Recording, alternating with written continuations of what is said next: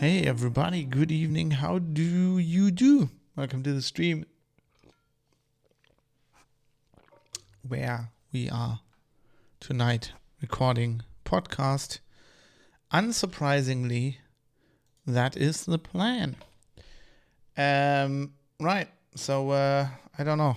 Shall we get into it? You know, the normal ground rules for podcast recordings apply, of course.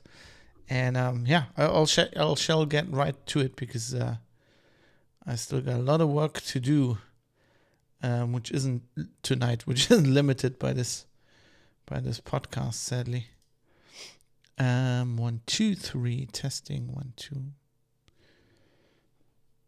1, 2, 3, testing. Hello. 1, 2, 1, 2, 1, 2. 1, 2, 1, 2. Wait, what? What the fuck?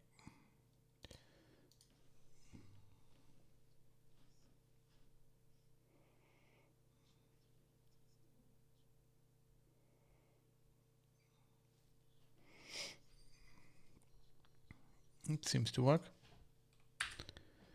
I think that means we can start. Which means if you're all ready, I'm going to do that. For some reason, my glasses are fogging up. Maybe because my tea is too hot. I don't know. Maybe I'm too hot.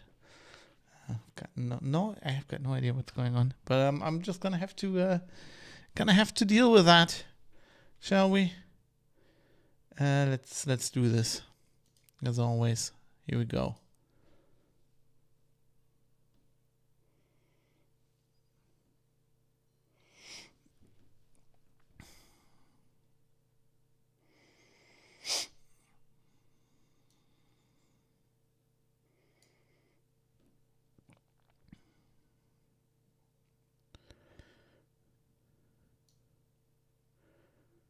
You're listening to The Private Citizen, always asking the next question, a podcast for critical thinkers. This is episode 129 for Wednesday, the 26th of October, 2022. What happens when Elon Musk buys Twitter? Hello everybody, my name is Fab. I'm coming to you live from Düsseldorf in Germany with yet another podcast. By now, you will probably know my voice and what we're here for, unless you're this is your first episode. If this is the case, welcome. Welcome to the show. We're going to talk a little bit about politics right now. And we're going to talk about Elon Musk tonight. Or whatever time of the day it is for you. For me, it's the night when I'm recording this, and I'm of course live streaming this on Twitch, as always, where I have a nice Earl Grey and a bit of rum, because I don't know, I feel attacked by some, I don't know what it is, viruses, bacteria. And we'll have to fight it.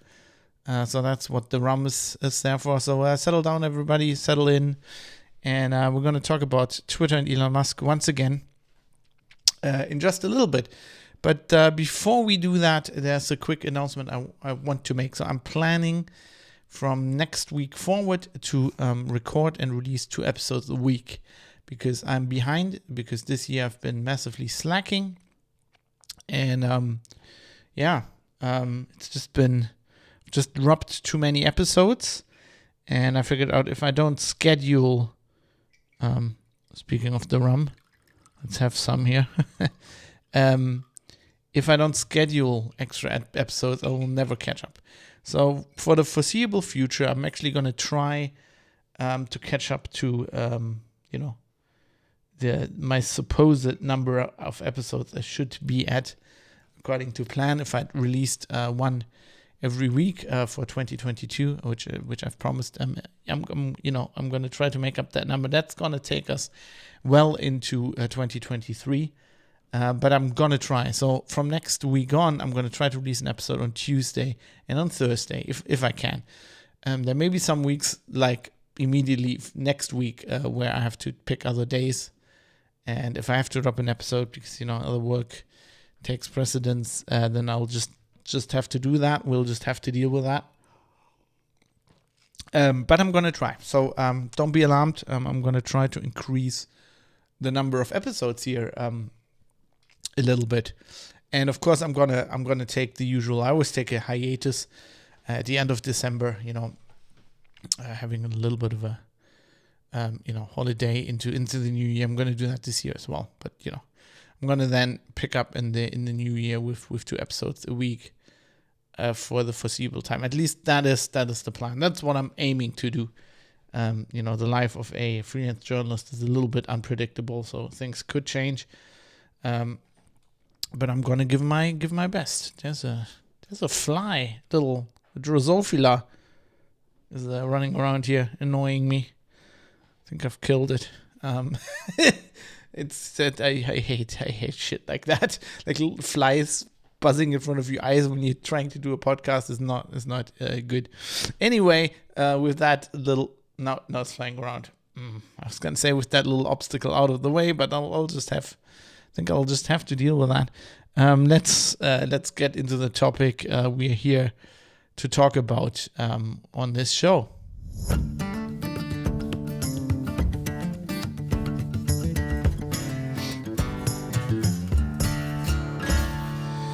Which is Elon Musk. I talked about Elon Musk wanting to buy Twitter in episode 116. That was in early May.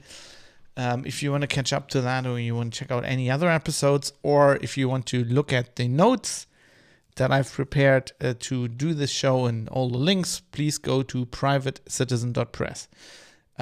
So we talked about in episode 116 about Elon Musk, mostly about him wanting to buy Twitter, and then the for lack of a better term, I know this is a bit stereotypical, but for lack of a better term, the political left getting completely getting their knickers in a twist over that, and the fear of and why that was. I had a story from Glenn Greenwald, don't laugh, Glenn Greenwald, who and his theories, which I kind of subscribe to as well.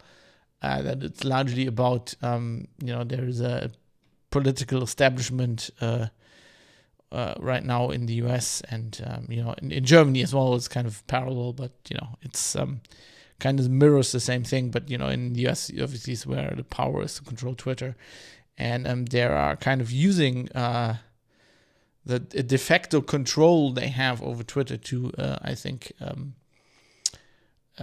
shape public opinion. You can call it censorship, but that would be, that always gets people outraged. But to shape public opinion, I think it's safe to say, which is something that largely happens because the tech companies are politically in the same camp. The people working there, largely the people running those companies, are by, I don't know if it's an accident, but just by virtue of history and the history of Silicon Valley, are kind of in the same camp, which is surprisingly also a camp that a lot of the intelligence services are in, which is interesting because, tech nerds generally fight that kind of thing, but there's kind of like that unholy alliance that Glenn Greenwald was talking about. If you want to know more about that, go back to episode 116. We're going to talk a little bit about that in this episode, but I'm going to try to focus more on what will happen if or when Elon Musk buys Twitter, which probably is going to happen. Deal's probably going to be finalized by the end of the week, which is why it's high time to talk about this. The first thing I want to do is recap you here on what has happened so far, because obviously I talked about this in May, and then I both dropped a lot of episodes that I wasn't recording, that I skipped because I was on holiday. Also, there were important other things that happened, including a little war on Europe's doorstep that's going on. So For several reasons, I turned my eye to other topics, but I think it's high time that we revisit this. So the first thing I want to do is want to give you a little update about what has happened. Of course, the whole situation, the whole story started in January of 2022. This is when Elon Musk began to buy Twitter shares. Then by March, he proposed to join Twitter's board of directors, suggesting to either take the company private or to start a rival social media platform. I don't really know what that plan is or was. It sounds interesting. Like within the company, I don't know. At this point, apparently Twitter co-founder Jack Dorsey texted Elon Musk responding and said that he hoped Twitter could become open sourced. And that he told him that he unsuccessfully had pushed for Musk's introduction to Twitter's board a year prior, which had prompted his departure from his role as CEO, which is an interesting little tidbit. Then on the 4th of April, Musk announced that he had, so this was when the news hit, Musk announced that he had acquired 9.2% of Twitter's stock for $2.64 billion, making him the company's largest shareholder. Following that announcement, Twitter's stock price had its largest intraday surge since the company's initial public offering, so its IPO in 2013, rising by as much as 27%. The next day, 5th of April, Twitter then invited Musk to join the company's board, which he accepted. Then on the 11th of April, Musk reversed this decision to join the board. And he also published several tweets that were highly critical of Twitter. And he informed the board of his intention to make an offer to privatize Twitter. So to buy it and then make it a private company.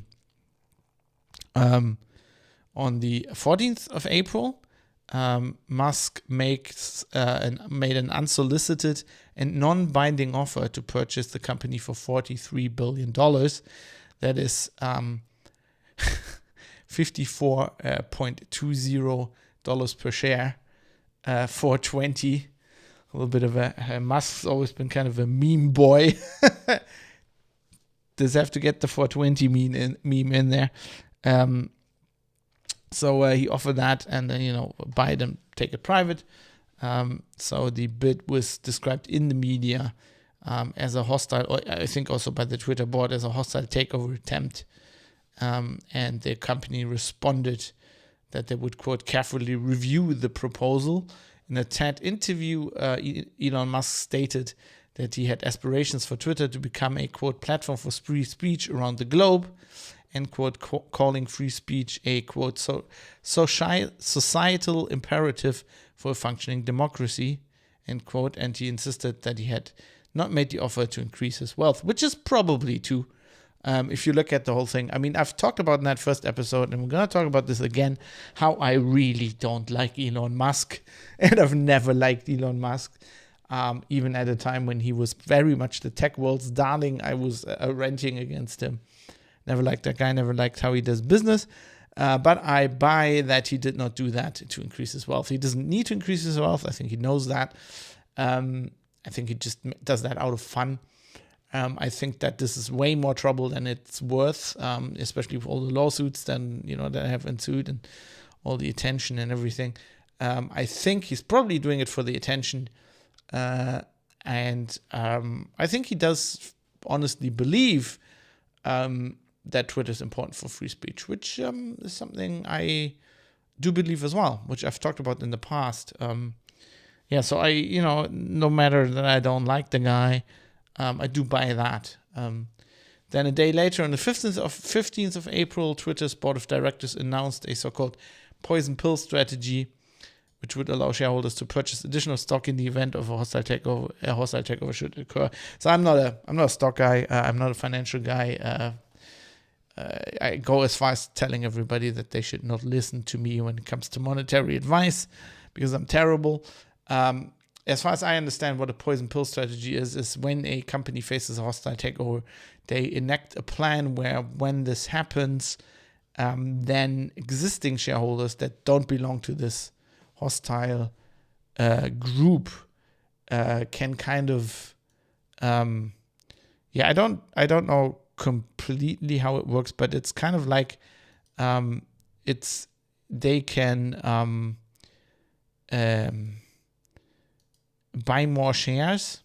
I think that's the general idea, right? They get like this offer where the company emits more shares, and these shareholders that are kind of on board with the current status quo can buy those, and then it dilutes the value of an individual share. So basically, all the shareholders that are on board with the company defending against hostile takeover increase their, they devalue the shares, but they increase their ownership in the company at the cost of the guy who does the hostile takeover, who cannot buy any more of these shares, and his shares also get devalued.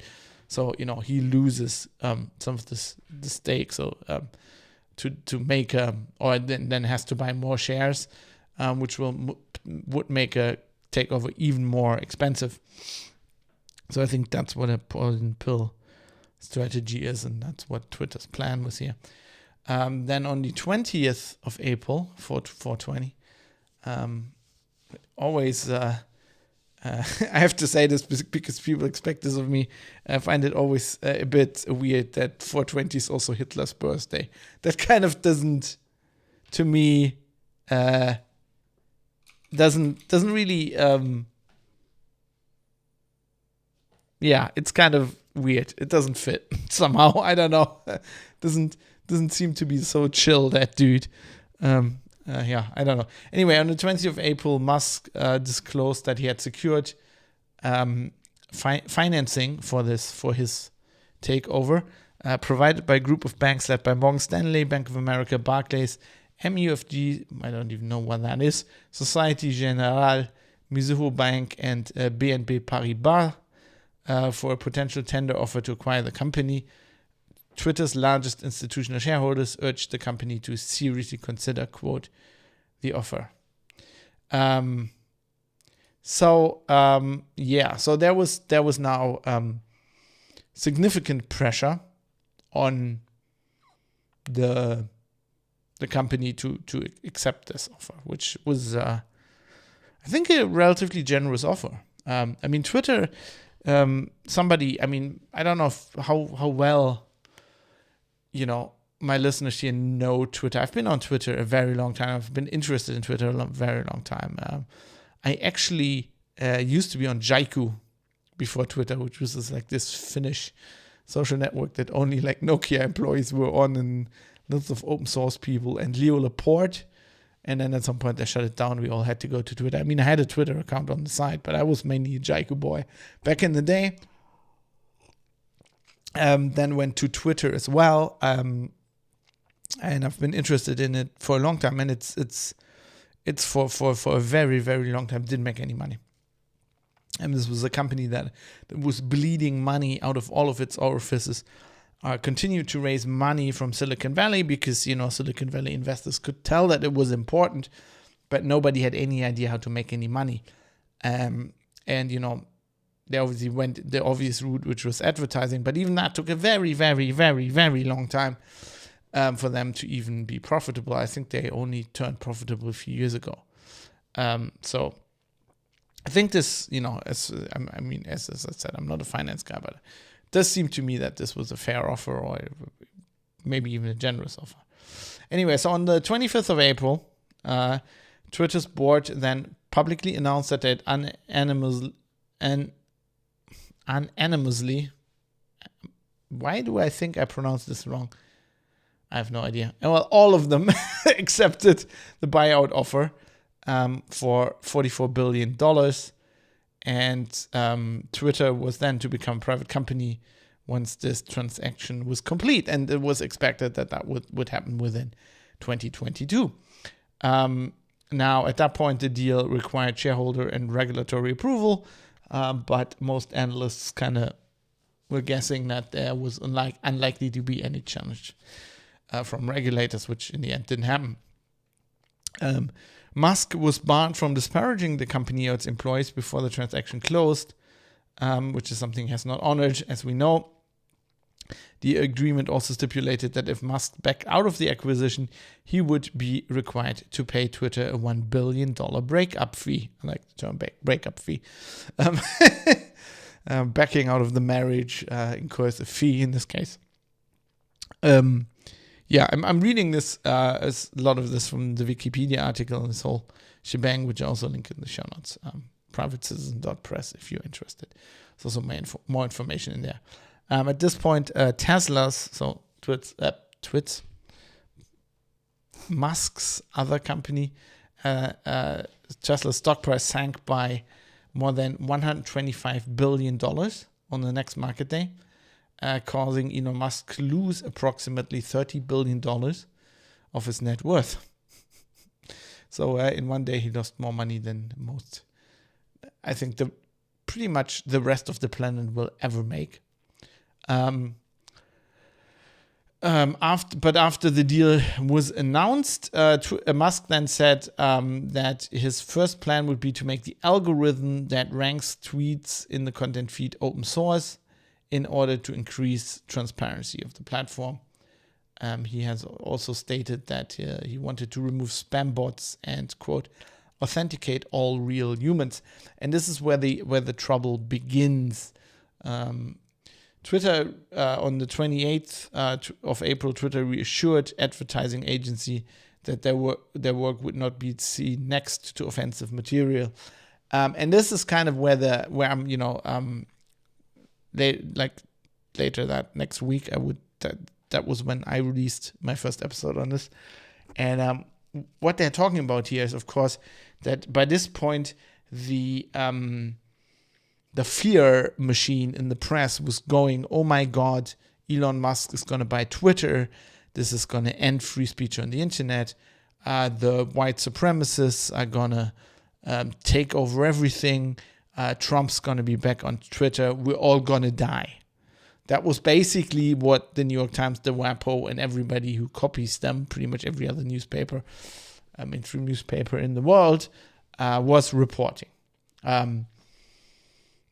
I found it hilarious, little side note, because we often talk about journalism and criticism of journalism on the show, how I think it's one thing if you're the New York Times, and you've been writing about this kind of thing for a long time, and they do have people who know what they're talking about over there. Generally, they have a different opinion than me, especially when it comes to tech subjects, but they know what they're talking about. Generally, it's one thing when they write something like this, which is of course their normal political, like, kind of fear mongering, right?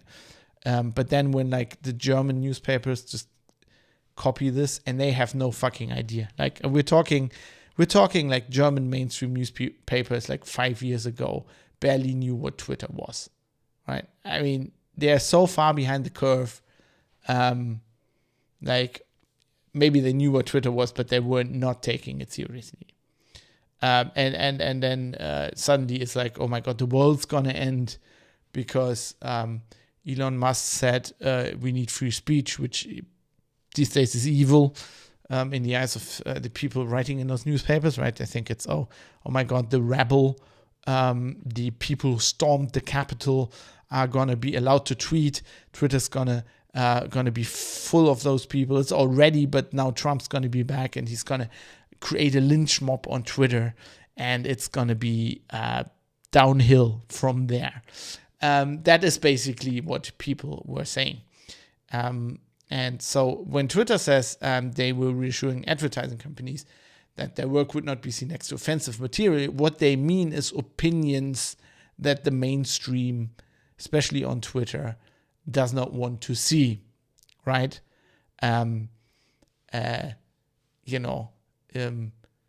Let's say opinions like masks don't help when it comes to respiratory viruses, which is, of course, if you're the elite Twitterati, completely wrong, disproven by science, TM, and should not be allowed to be on Twitter.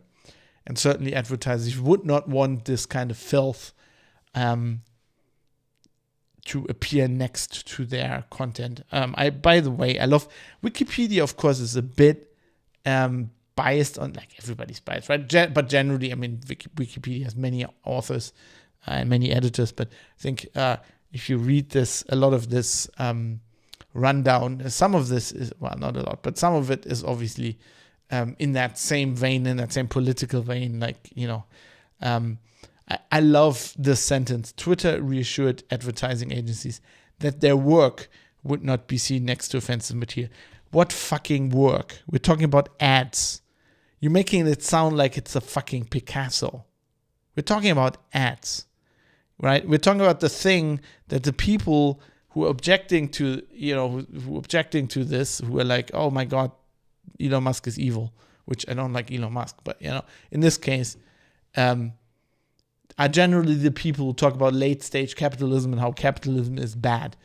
The advertising agency is one of the main, the advertising industry is one of the main reasons why we are in this stage, and why capitalism is the way it is, right? We're talking about basically, well, not basically, we're talking about propaganda, right? Public relations. A lot of it basically lies, right? We're talking like companies, and that's not only on Twitter. I mean, you know, you just got to go to YouTube or whatever. Just watch, I mean, I pick YouTube and Twitter because that's where I see ads, right? I don't watch TV and I don't listen to the radio because that would make me bash my own head in with a pipe wrench. So, but, you know, YouTube and Twitter is bad enough, right? I have clothing companies, like Levi's, for example. I'm just going to pick one, or Nike, going on about how they are so great, how their concern has been for the environment and for people all along, and that's all they do. You know, that's their whole mission in life, is to better humanity. Right? That's literally the kind of work we're talking about here, which is like fucking lies. Those are companies that create clothing, which, you know, I buy as well. We all do. That's like produced in Taiwan and in Vietnam in like some horrible conditions in sweatshops because it's cheaper there, and then sold and shipped with ships with diesel across the ocean, right? And then sold to you for a huge markup, like a margin of, I don't know what the margin on this shit is, like 80%, I don't know, which is like money these companies make for themselves and their shareholders to enrich themselves, right? And then they go on Twitter and go like, we are here to better humanity. Everything is great. Like, that's the kind of work we are talking about here. Sorry, that's just a side rant for me, but stuff like that just drives me fucking advertising industry. Jesus Christ. But of course, Twitter has to do that because, you know, that's the only way they can make money. And it took them long enough to even do that. But anyway, so they had to reassure the amazing advertising industry and advertising agencies and yeah, you know, assure them that their amazing work would not be seen next to offensive material. Because, I mean, how horrible would it be if those wonderfully handcrafted lies turn up next to an opinion you don't like because somebody doesn't like electric cars or masks or fucking cargo bicycles? You know, that would be horrible. I mean, that would be just, I mean, how could you tolerate having a good, honest opinion, you know, as less as you might agree with it? I don't agree with 99% of opinions on Twitter, probably, but, you know, I rate even the shittiest hot take on Twitter by a guy I really don't like higher than an ad. Let's move on. Then on the 5th of May, so I think this was the day I recorded the last episode on this topic, Musk secured a further $7.1 billion in funding, including from Oracle Corporation co-founder Larry Ellison, Another guy I really like, Larry. Good old Larry. Oh my God, I've ranted about Oracle on good old Linux Outlaws back in the day. Fucking Larry. Leisure Suite Larry Ellison from Oracle. And amazing other beacons of free speech, such as Saudi Prince Al-Walid bin Talal Al-Saud, venture capital firms Andreessen Horowitz, not like they have done shit in the past, and Sequoia Capital, along with sovereign wealth fund Qatar Holding. Oh, great. So all the shining beacons of humanity on board here to give Elon Musk money to. I mean, we will see by the end of this. This is probably going to be a really depressing episode, because by the end of it, you'll see that everything's shit here. Like both sides are shit. It's just who buys Twitter is kind of like or who gets control of Twitter is kind of like a choice between two shit sandwiches. As Astro C points out in Twitch chat, McAfee's friend, yes, Leisure Suite Larry. God, I miss McAfee, man. Though that guy was at least fun, right? I mean, from he was one of my favorite rich people, to be honest. Like, he just did funny shit, like just trying to escape on a boat, snorting cocaine, making videos where he's like, how do you install McAfee antivirus? And he just shoots a laptop. And I think that film with some hookers in Portland. That guy, man, I miss McAfee. He was kind of cool. Anyway, so the deal goes. This looks like the deal's gonna happen, right? So this is when we last talked about this. But then things start going sideways. On the 13th of May, Elon Musk stated that the deal had been put, quote, on hold. And now we get to the spam bot issue. Following reports that 5% of Twitter's daily active users were spam accounts. Just when I heard that first, I was like, probably unlikely. I would probably, just offhandedly, I would probably agree with that. Causing Twitter shares to drop more than 10%. Musk clarified that he remained committed to the acquisition, and that Twitter CEO Agrawal stated that he expected the deal to close. That was on the 13th of May.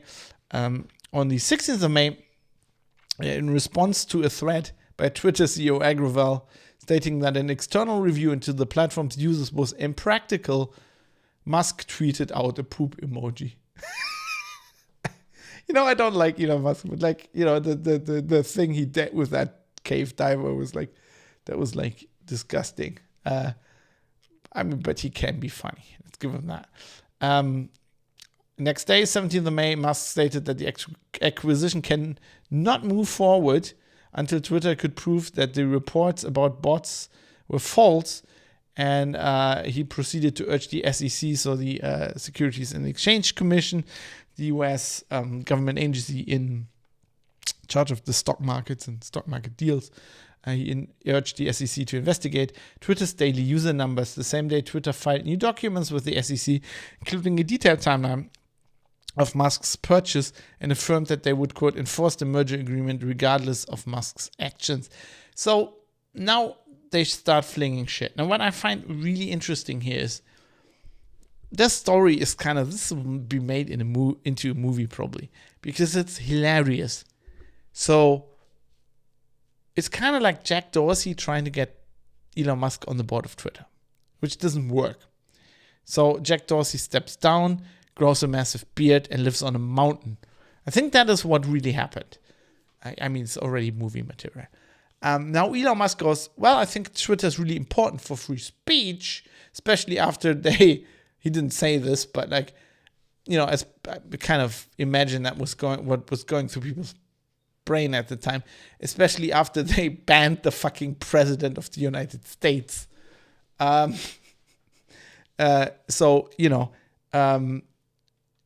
then he's like, okay, I'm going to buy this company. But first he says, I'm going to try to get all the shareholders on board and get on the board, which Twitter didn't want to do.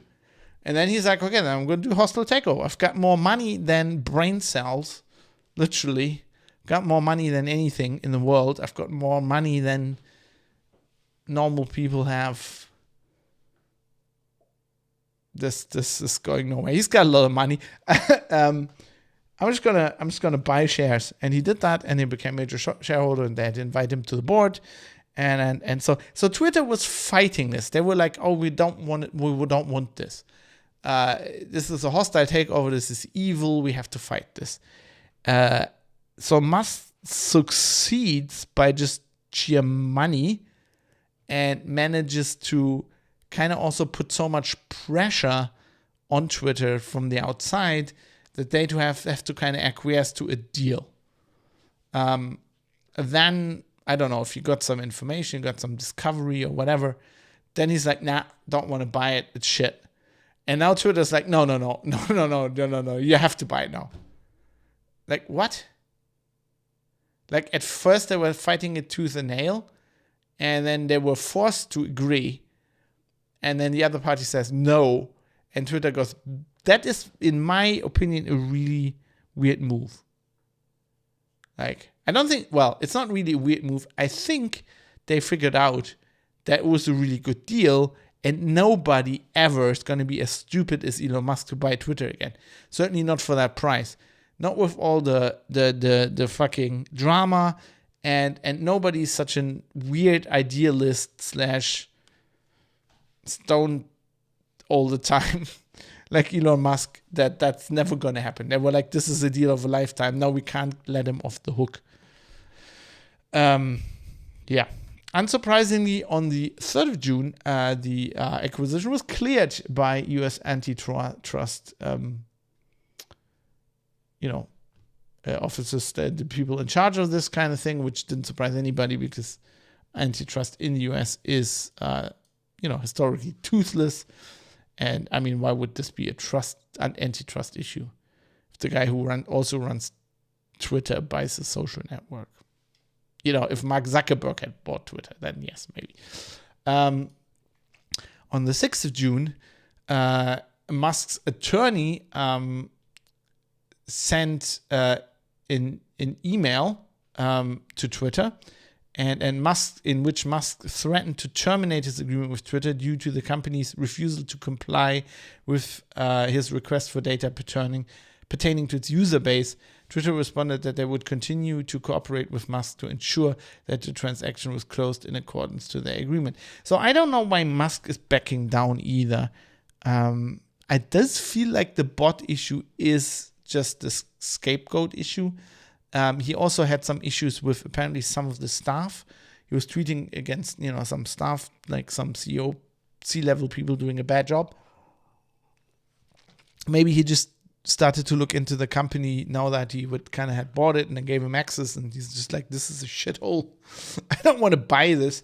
I mean, he said stuff like he would turn the headquarters into a homeless shelter in San Francisco. I don't know. I'm totally buying the bot issue. I think that is definitely a case.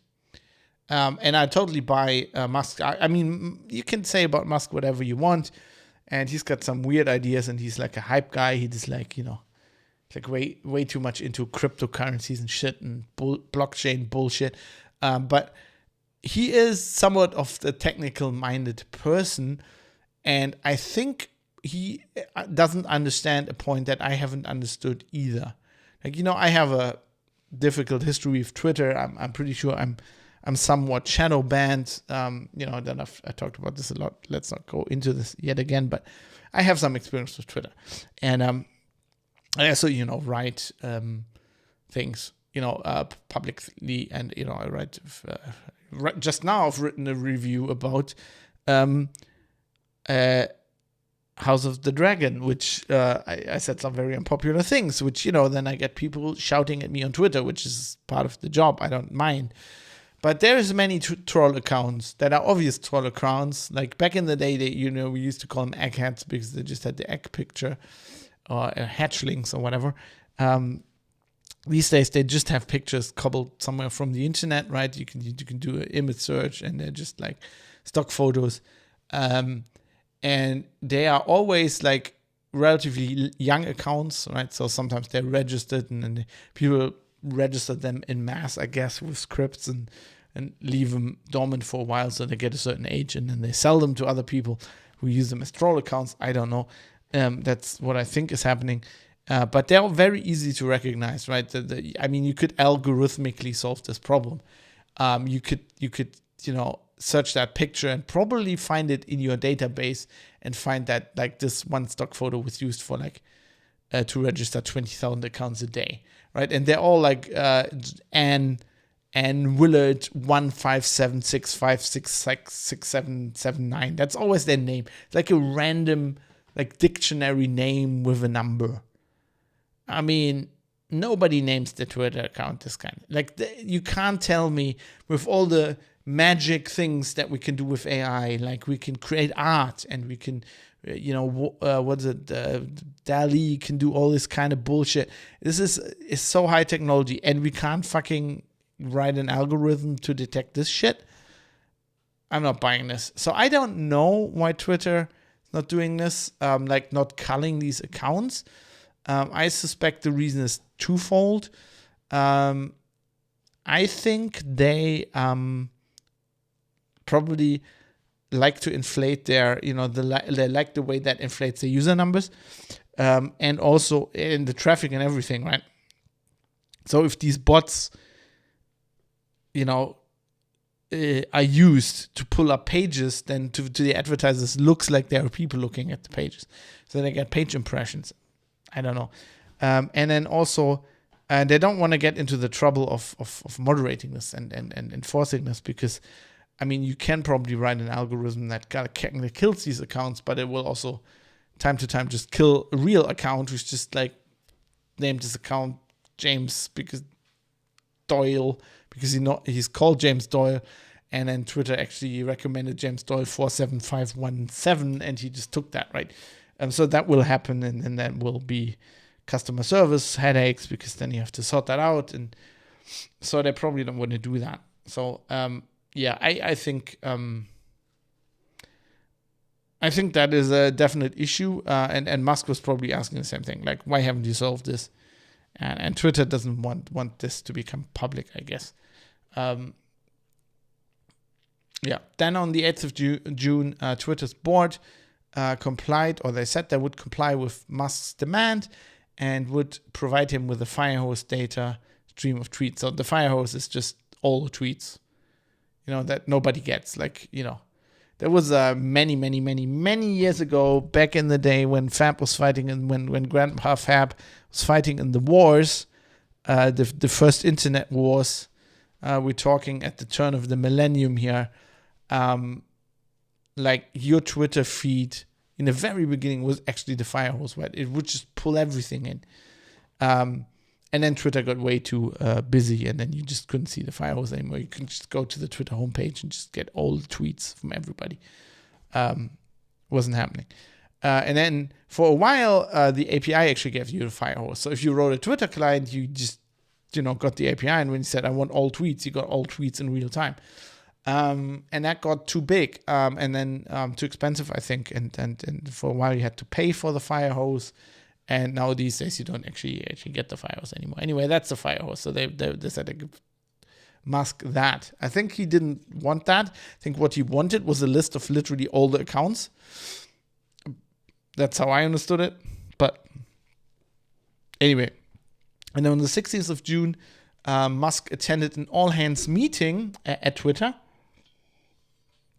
to answer questions from Twitter employees discussing Twitter's content moderation policy, freedom of speech, potential layoffs. He was saying he's going to lay off people because they're all lazy, remote work, and the, quote, cosmic nature of Twitter. I think he'd smoked again or something. Or they were all stoned. I've got no idea. Cosmic nature. Right? Any Centaurans are the Romulans on Twitter? I don't get it. Musk also expressed his desire for Twitter to reach 1 billion active users and pledged his commitment to advertising as a source of revenue for Twitter. Yeah, what else would the source of revenue for Twitter be? It's just a business. You can't charge for this. It just doesn't work.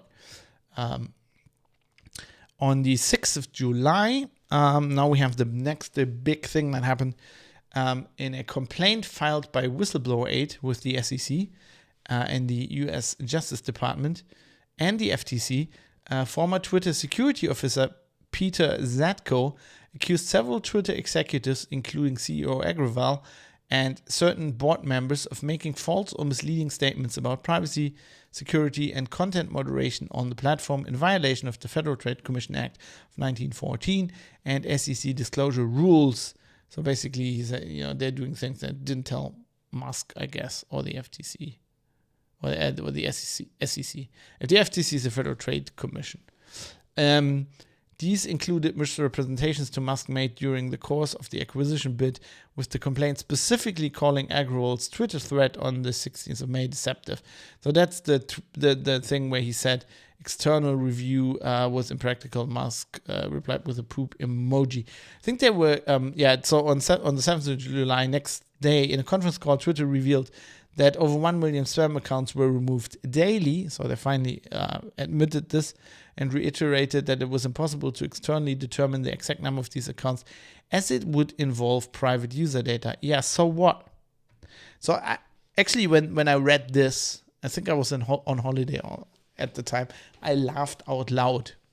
Because Twitter's basically saying, hey, we can't have anybody check how many spam bots are on Twitter, because to do that, we'd have to give them private user data. We can't do that. I mean, isn't that Twitter's business model? Isn't that what they're doing with advertisers? Let's not even speak about like people like the U.S. government and intelligence service or somebody with a subpoena.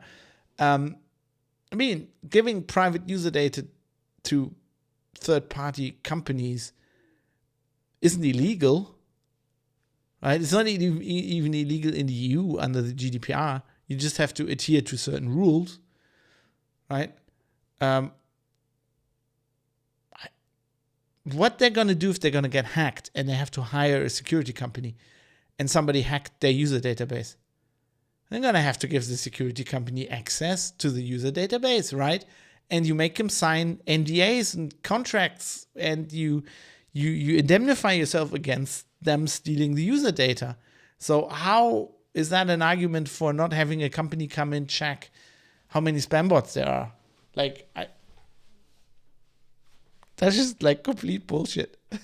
I just love how that's like complete bullshit, and it's like this is if you look this up on Wikipedia, there's no source, and I can't remember any source at the time in the press going, this is bullshit, because, or you don't even have to say bullshit, like, you wouldn't, but you would go like, well, this argument is somewhat, we asked Twitter for clarification because this argument is somewhat puzzling, because this is exactly what Twitter does with advertisers and what they would do if they were, say, if they were to hire an external security company to do forensics after a breach, Yeah, that didn't occur to my colleagues.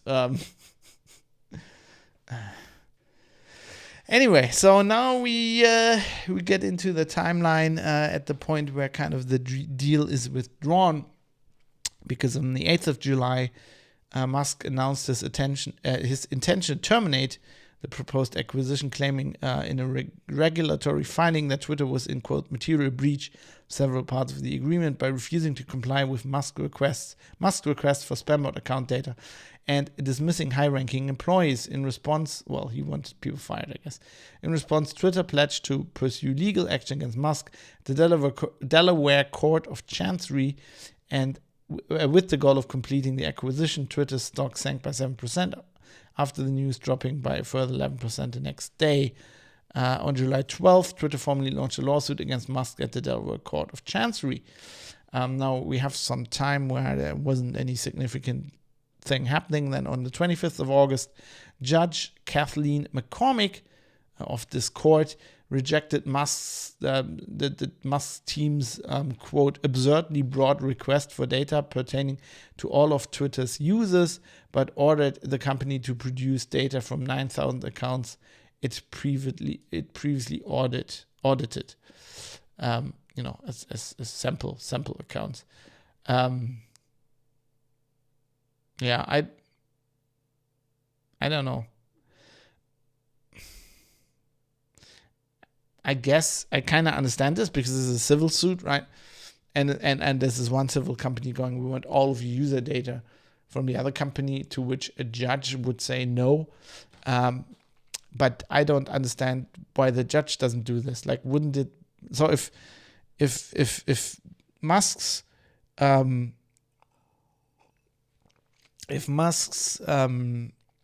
this stuff hits the spots really good. This is grog from the Cape Verde Islands, some good stuff. If it goes well with Earl Grey, actually, I'm not drinking it in the Earl Grey, but I'm kind of mixing it in my stomach. It kind of works. So if it's like if one party alleges, like if the whole turning point of this lawsuit is that there's more spam bots on Twitter for whatever reason, that is now the issue, but it is. So if the turning point of the lawsuit is that there are more spam bots on Twitter than Twitter admits, wouldn't it be the judges? I mean, I know I'm not a legal expert, I'm no lawyer, I'm being really naive here, right? This is not how courts work, but they should. Wouldn't it be the judges' kind of task now to like have experts to look at this user data themselves? Like, I understand that they say, okay, we can't give this data to Elon Musk and his lawyers, but what about us? Like, give it to the court and we have experts look at it? Like, wouldn't that be the logical thing to do? But I guess that would be too much work. Then you'd have to actually figure things out. Who wants that? That's just annoying. Then on the 29th of August, Musk filed a termination letter with the SEC, citing Zatko, so that's the ex-security chief, the whistleblower, citing Zatko's claims as evidence Twitter breached their contract. Before asking McCormick to delay the trial by a few weeks, McCormick, the judge, rejected the request, and Musk's team sent a third termination letter to Twitter. On the 30th of August, facing increasing pressure from Musk, Twitter announces that it would combine its health team tasked with preventing non-consensual nudity and child sexual exploitation on the platform with its anti-spam team. Okay, it's probably not going to be effective. Why is non-consensual nudity a health issue? Why is it called the health team? Isn't that a criminal issue? Like, wouldn't that be like the police liaison team? How's that a health issue? People these days. I mean, the health team, that sounds like the doctors for the staff. If you're staff and you're like working so much in the Twitter HQ because you're coding and your back's like out, then that would be a job for the health team. I don't know. I don't get it. Anyway, so they're now also part of the anti-spam team. But you can see that there's definitely an issue here. Like, the media made it sound at the time like Musk was making all this shit up. All the spam accounts on Twitter, all social networks have spam accounts. This is laughable. But you can see that there is pressure on Twitter, right? There is pressure to like do something. To me, this all feels like, Musk kind of put his finger in the wound there. He, for whatever reason, I think he just figured out he didn't want to buy Twitter after all, and then he just found a sore spot. We're going to talk about at the end of this, why I think it's really weird that is his whole like point of contention, but it's probably just the one he found. So the 13th September, so this is a bit later, like 2 weeks later, On the 13th of September, Zetko testified before the Senate Judiciary Committee while Twitter shareholders voted in favor of the acquisition. Musk privately offered to purchase Twitter at reduced prices of $31 billion and $39.6 billion. The company rejected both offers. So I think the original price was what, 45?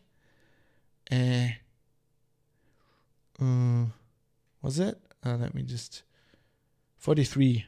So he offered like 39. Like probably more than Twitter. Like that's another weird point. Why didn't they just say yes?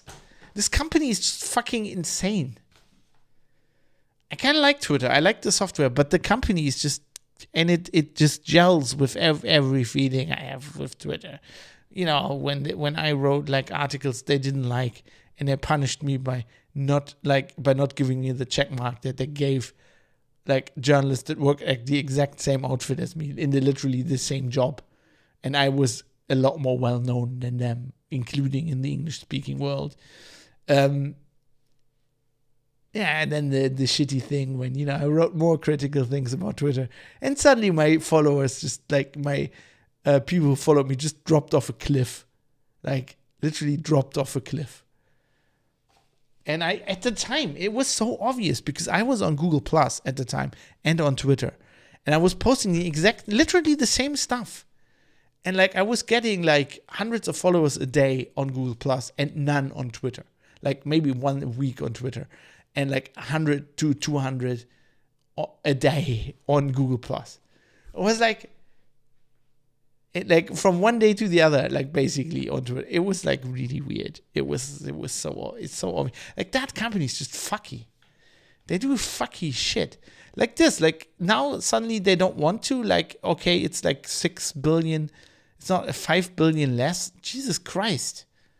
Your fucking company isn't worth $39 billion. It's not making that much money. Financial markets. Anyway, we make another jump in the timeline now. We're going towards the acquisition looking more likely. Astral C says, probably with my comments about the health, you angered trust and safety. Do you mean health and safety? Health and safety. Anyway, on the 3rd of October, Musk's legal team informed Twitter that Musk changed his mind. Now he changes his mind. This is like a movie script. And decided to move forward with his proposed acquisition at the originally agreed upon price of $24.2 per share. $54.2 or $4.20 per share. $54.20 per share, on the condition that Twitter drop its lawsuit. The reason for this reversal was attributed to concerns from Musk's team that they would not be able to prove that there was a material adverse effect justifying a break from contract. So basically, I think their lawsuit hinges around this materially adverse effect means that the company, not only that the company lied in their negotiations, which wouldn't be that bad, but that it actually has a detrimental financial effect, right? And that would be hard to prove. Like even if they had a lot more spam bots on Twitter than they told Musk, that's one thing. Proving that actually devalues the company and Musk would lose money is a lot harder. No, trust and safety, the bullshit term for the team that shadow banned people. Oh, I didn't even know. Did they have a team? I didn't even know that. See, I stopped looking into this. I was like, I don't fucking care enough. It's not a fight I can win. I angered them pretty easily. I wrote an article not an article. I wrote an opinion piece, an op-ed in one of the biggest nerd tech news site in Germany at the time. When they banned Milo, and I compared them at the time to Erdogan, the Turkish head of state, which at the time, this is like pre-Putin Ukraine situation, was kind of like the poster child for repressive regime in Europe, and I kind of, because it was obvious, because like it it was obvious that they banned Milo for political reasons that they didn't like, but Milo didn't do anything wrong, like under their terms of service. Or, well, he also did stuff wrong, but he didn't do, stuff more wrong than other people that they didn't ban, especially people that, were aligned with their political view. Also, even before they banned him, they took away, I talked about this as well, his, Twitter, and this is well known, this is obvious by now. Twitter is using the check mark. So the blue check mark was introduced as a, we know who this person is, right? We have verified that this person is the person they say they are. It went to like, okay, we do this for people who are kind of important, like journalists and artists and stuff like that. And then we'll verify, you can go through a verification process, and we figure out, we'll ring you up or whatever, we figure out that you are you, and then you get the check mark. And it turned from that into a kind of like a medal, right? A star of the Soviet Union, hero of the Soviet Union kind of situation, or like if you want a German example, pour le mérite kind of situation, or a Iron Knight's Cross maybe, a Blechkrawatte situation, where they were like, okay, we will pin this on people we like well-known people, like flagship people. And Milo back in the day had a check mark because he was verified, and then took it away because they didn't like him anymore. And Milo, in case you've missed all this, he was isn't he British? I think he was a British, he's still around. He's like a British gay man, a very outspoken gay man with blonde hair, always dressed garishly, who was very conservative, which rankled a lot of feathers with the progressive left crowd, because surprise, there are conservative gay people. I know a few myself, actually, very conservative, like Catholic gay people, which I always found fascinating. But yeah, and he was obviously in the Trump camp. He was, campaigning for Trump. And he said things, and they were like, oh, you're inciting hate mobs, and you're like kind of doxing people, even though like people were doing the same thing to him. And it was like obvious, it was like idiotic, because like when you're a celebrity and you're being doxed, and then you like so-called dox like a no-name person, like guess who's hurt more, right? So it was like a ridiculous situation. But anyway, I wrote this article, and it pretty much happened 1 week later. Like, it was obvious. Like, my follower started dropping off a cliff. And it's not like that, especially back in the day, there were some really good like third-party tools to measure this kind of thing. And of course I couldn't, I'm pretty sure they like pushed a button where my tweets didn't appear to people who didn't follow me, right? So, it's not, I don't know if that's really a shadow ban. I don't think I'm exactly shadow banned, but like I'm kind of like persona non grata in the algorithm, right? And since everything on Twitter, just like on other social networks these days, which is actually what turned Twitter to shit, and the extra characters, but let's not get into that. I wrote a very unpopular column about that once as well. It's just like you're dead if you're not in the algorithm. Like, you don't get any followers. Like, people actually have to listen to your podcast and look you up, right? And even then, I don't know. It sounds like I'm sore, right? I'm long over being sore on this point. It's just, and I never really was. It's just like, it's kind of a little bit annoyed me because I really like Twitter as a platform. I think it's I'm going to get to that, why that is in a little bit. I think it's just the best social network for people like me. But it just shows that company is just not playing fair, or like they don't have to play fair. The company, fair is the wrong word.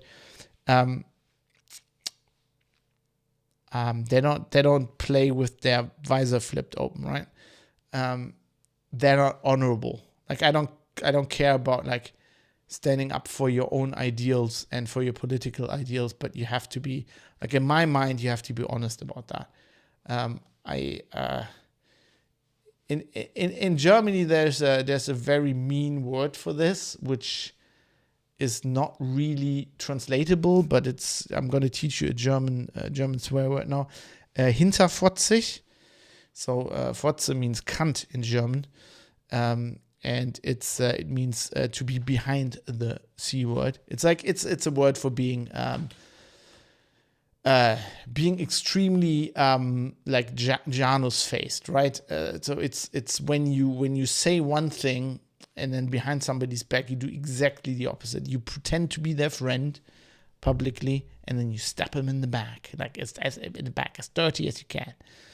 And I just like double standards shit. I just hate people like that. I fucking just hate it.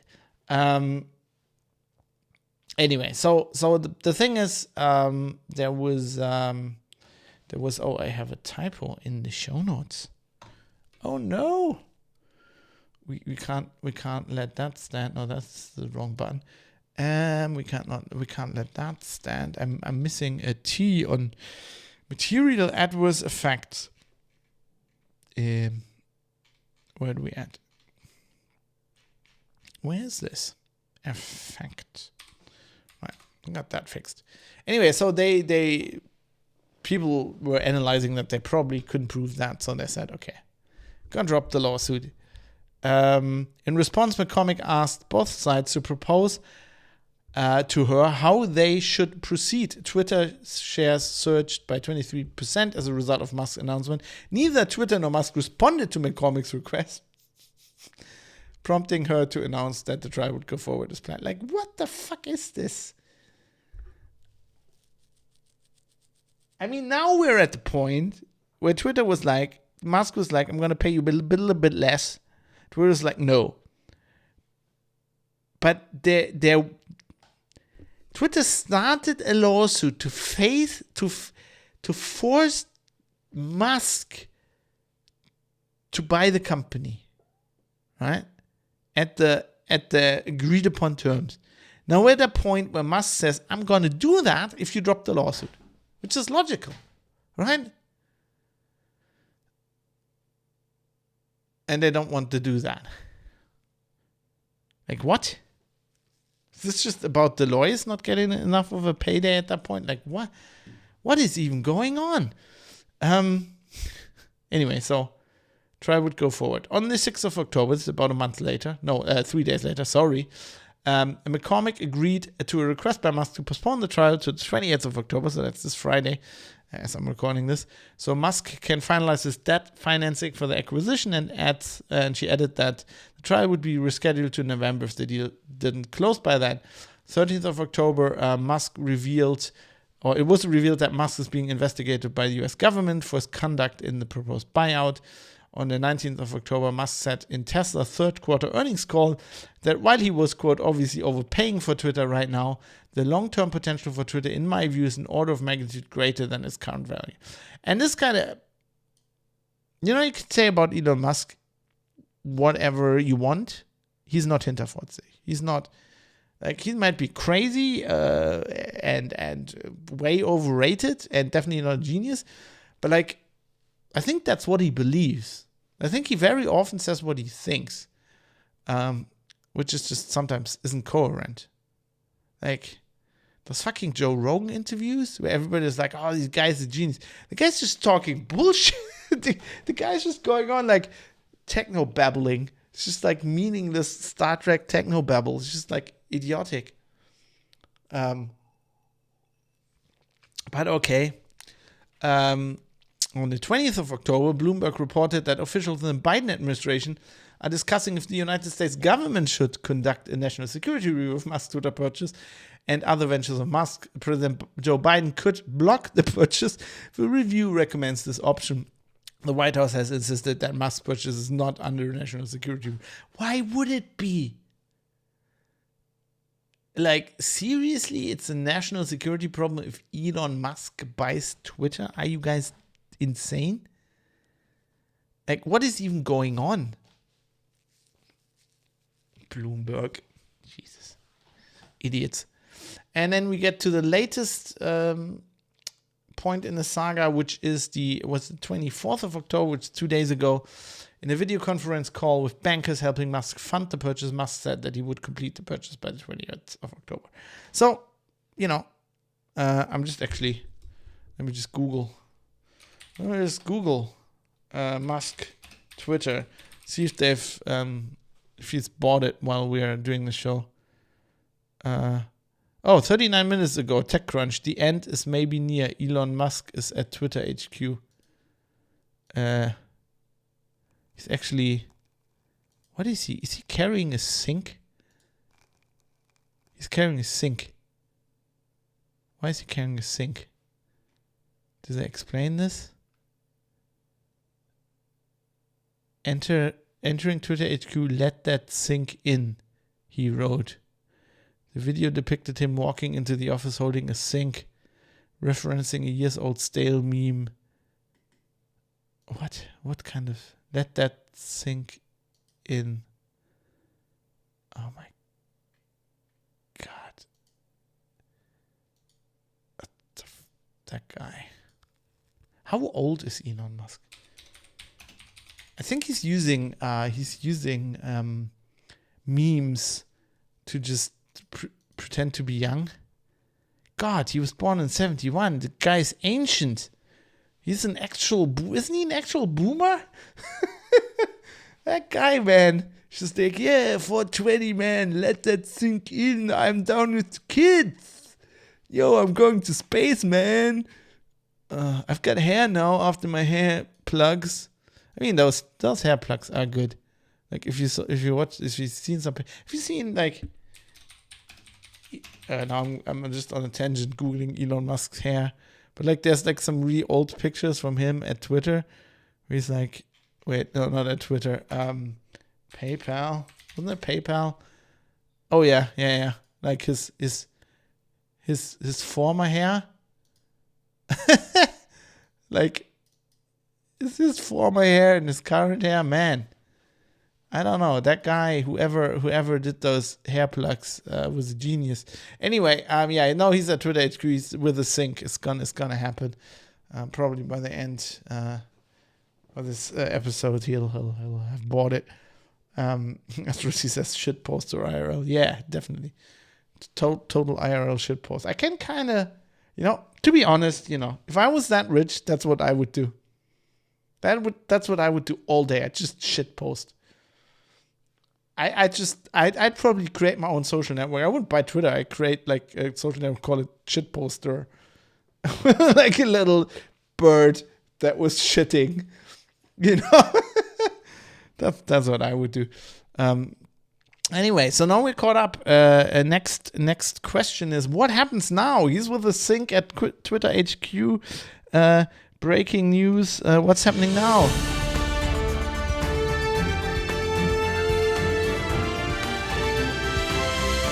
Breaking news, we're live at Twitter HQ. We have visual on Elon Musk. He's entering the building with a sink. What could it mean, Stephanie? So what'll happen now? I want to talk a little bit about that. So the first question would be, is Twitter still as important? We've heard Elon Musk talk about this.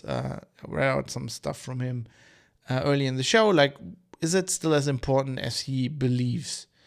And what makes Twitter special?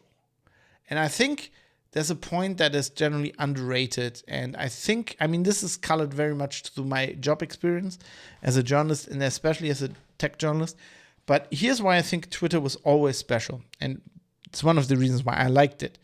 And obviously as a journalist, it's like a great tool because Twitter was from the beginning public by default. And, you can go back years to 2007, 8, whatever, on Linux Outlaws. When I say this kind of stuff, when I'm like, that's the great thing about Twitter is that it's public by default. And this is certainly what's given it its influence because that enables people from the media to see everything and be able to use it, right? So if you're on Facebook or on I mean, I guess like something like TikTok would be the same. But like if you're on a social network like Facebook, like the old school walled garden kind of,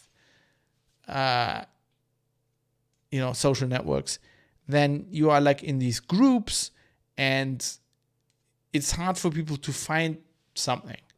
So if something happens that's newsworthy, like you can't really find it in a feed, right? Or by following the right people. Somebody will have to give you a tip, which, journalists are used to. But then you have like something that was posted like in a somewhat private group. And I think there are legal problems with just using that. On Twitter, everything's public by default. And so fair game. I mean, you can't, well, you can. Let's say somebody posts a picture, right? There's restrictions on how you can use this, especially you as a normal person. But if you are part of the media, if you're a journalist and something newsworthy is happening, generally in most jurisdictions, I'm talking the UK, the US, Germany, that's kind of the jurisdictions where I know how the press works, Australia, then you'd be able to use that because you are reporting on news. That's the news item. You can do that. There's a shooting in a mall, somebody's posting video or a picture, and you can use that on the news. So that's why Twitter is valuable for journalists. And that makes it very important. It makes it hugely influential with journalists, which in turn, they kind of filter what's going on kind of for the politicians. So it's just hugely important. And it's become, because of that, even though like in countries like Germany, whatever, journalists took ages to cotton on to this fact, it became very influential. And then that's why a lot of people use it now, like even normal people, everyday people. Of course, another factor is because of this, always public, a lot of, it's all about the audience and the getting the, getting the exposure and the audience. Because of that, lots of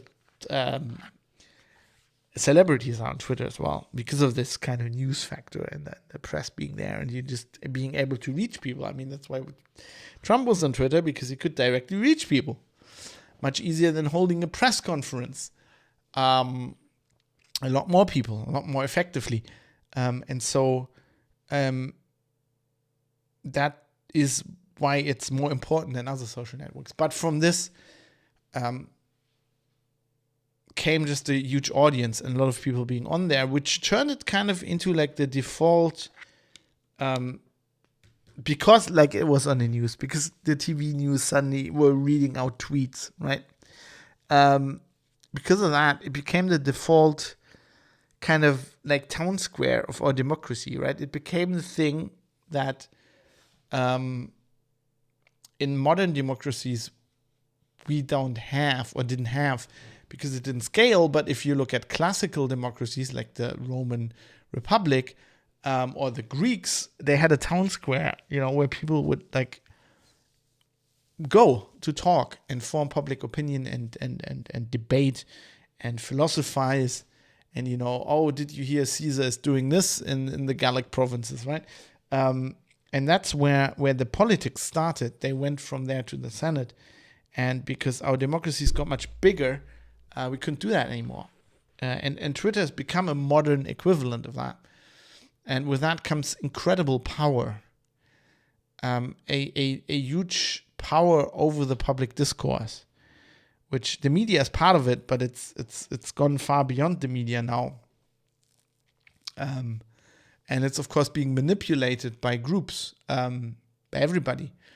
And the thing I was talking about earlier is it's if you look at, it's hard to find the right words, but if you look at the mainstream of public opinion, so to speak, on Twitter, it's generally a lot more progressive and a lot more left than the rest of the country, whatever country you're picking, the US, Germany, UK, doesn't matter. Just because traditionally the more techie and more educated people are on Twitter, and so certain opinions got more weight there. And this like solidified this thing I talked about in the beginning of the show, right? This what do you want to call it, censorship or shaping public opinion. So a good example is I'm in Germany. I follow RT, Russia Today, at the Russia Today account. So I don't know, a year ago or whatever, Russia Today got killed out of the newsfeed. So I follow the account, and every time they tweet, I see like this empty thing in my newsfeed, and it says like the Russia Today's account messages are blocked in the following countries because of legal reasons, right? Because Germany has some laws or whatever that say, or even before that, Twitter was enforcing that anyway, right? That say they can't show that to me because it's propaganda.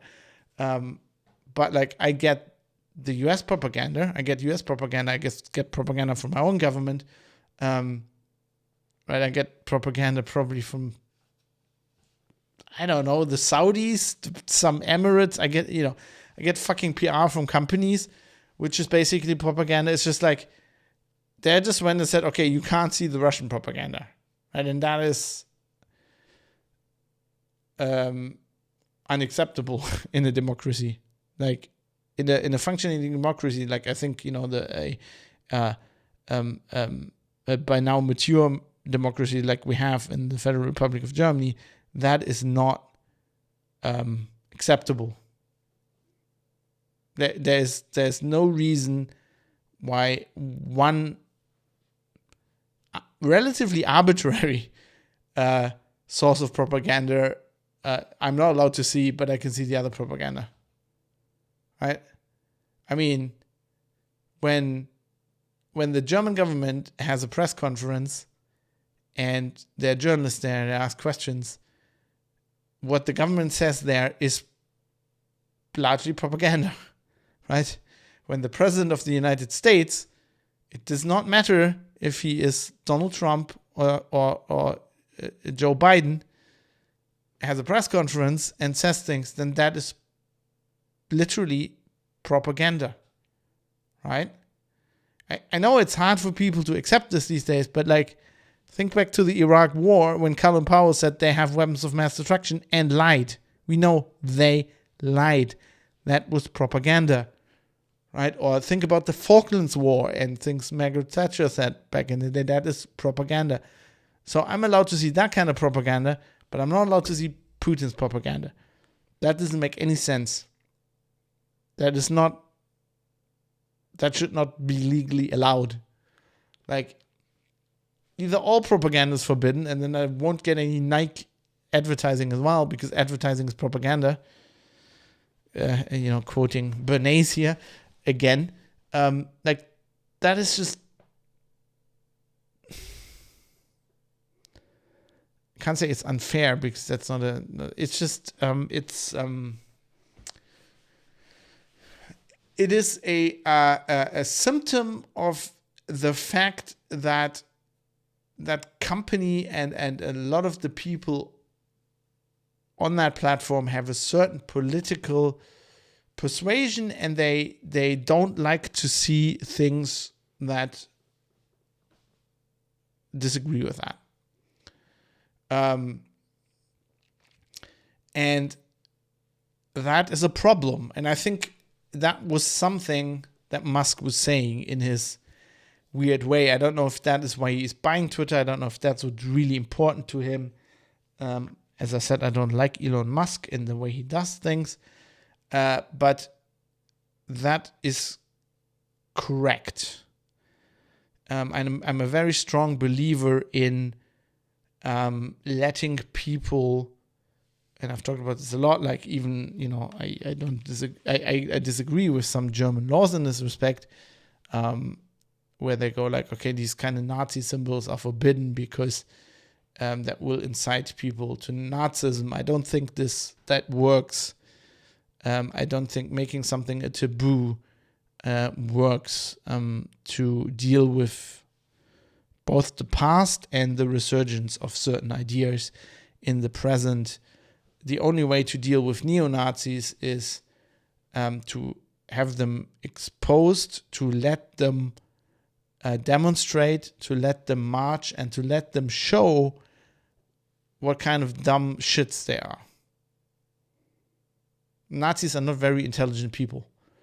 They are dumb. And you're actually protecting them if you kind of wailing them in this like shroud of secrecy, or like if you let people associate with them because you're taking their symbols away and they have to move to like, I don't know, Lonesdale jackets, right? If they just were waving swastika flags around, you'd be like, oh yeah, that's the Nazis. Ha ha ha. Fucking idiots. It's and the same happens today, right? If you just kill Russia today from the feed, you're not killing on Twitter. You're not killing. Like if I really want to go and read Russia Today, I can go to the website. I can, and even if they block the website, I can get around that, right? People will get to that information. It's the modern age. It's the internet. So you're actually creating like this mysticism around it, and you're like, there's then suddenly some people saying, well, if the government kind of blocks Russia Today, or if Twitter, like, there must be something truth about that. They must be saying something true that the people in power don't want to hear, that they don't want you to hear, because it's the truth. And that is dangerous.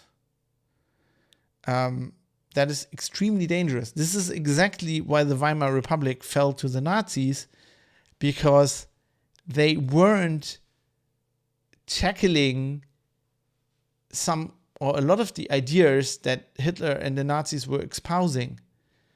And they weren't showing how dangerous they are. They were belittling them. They were ignoring them.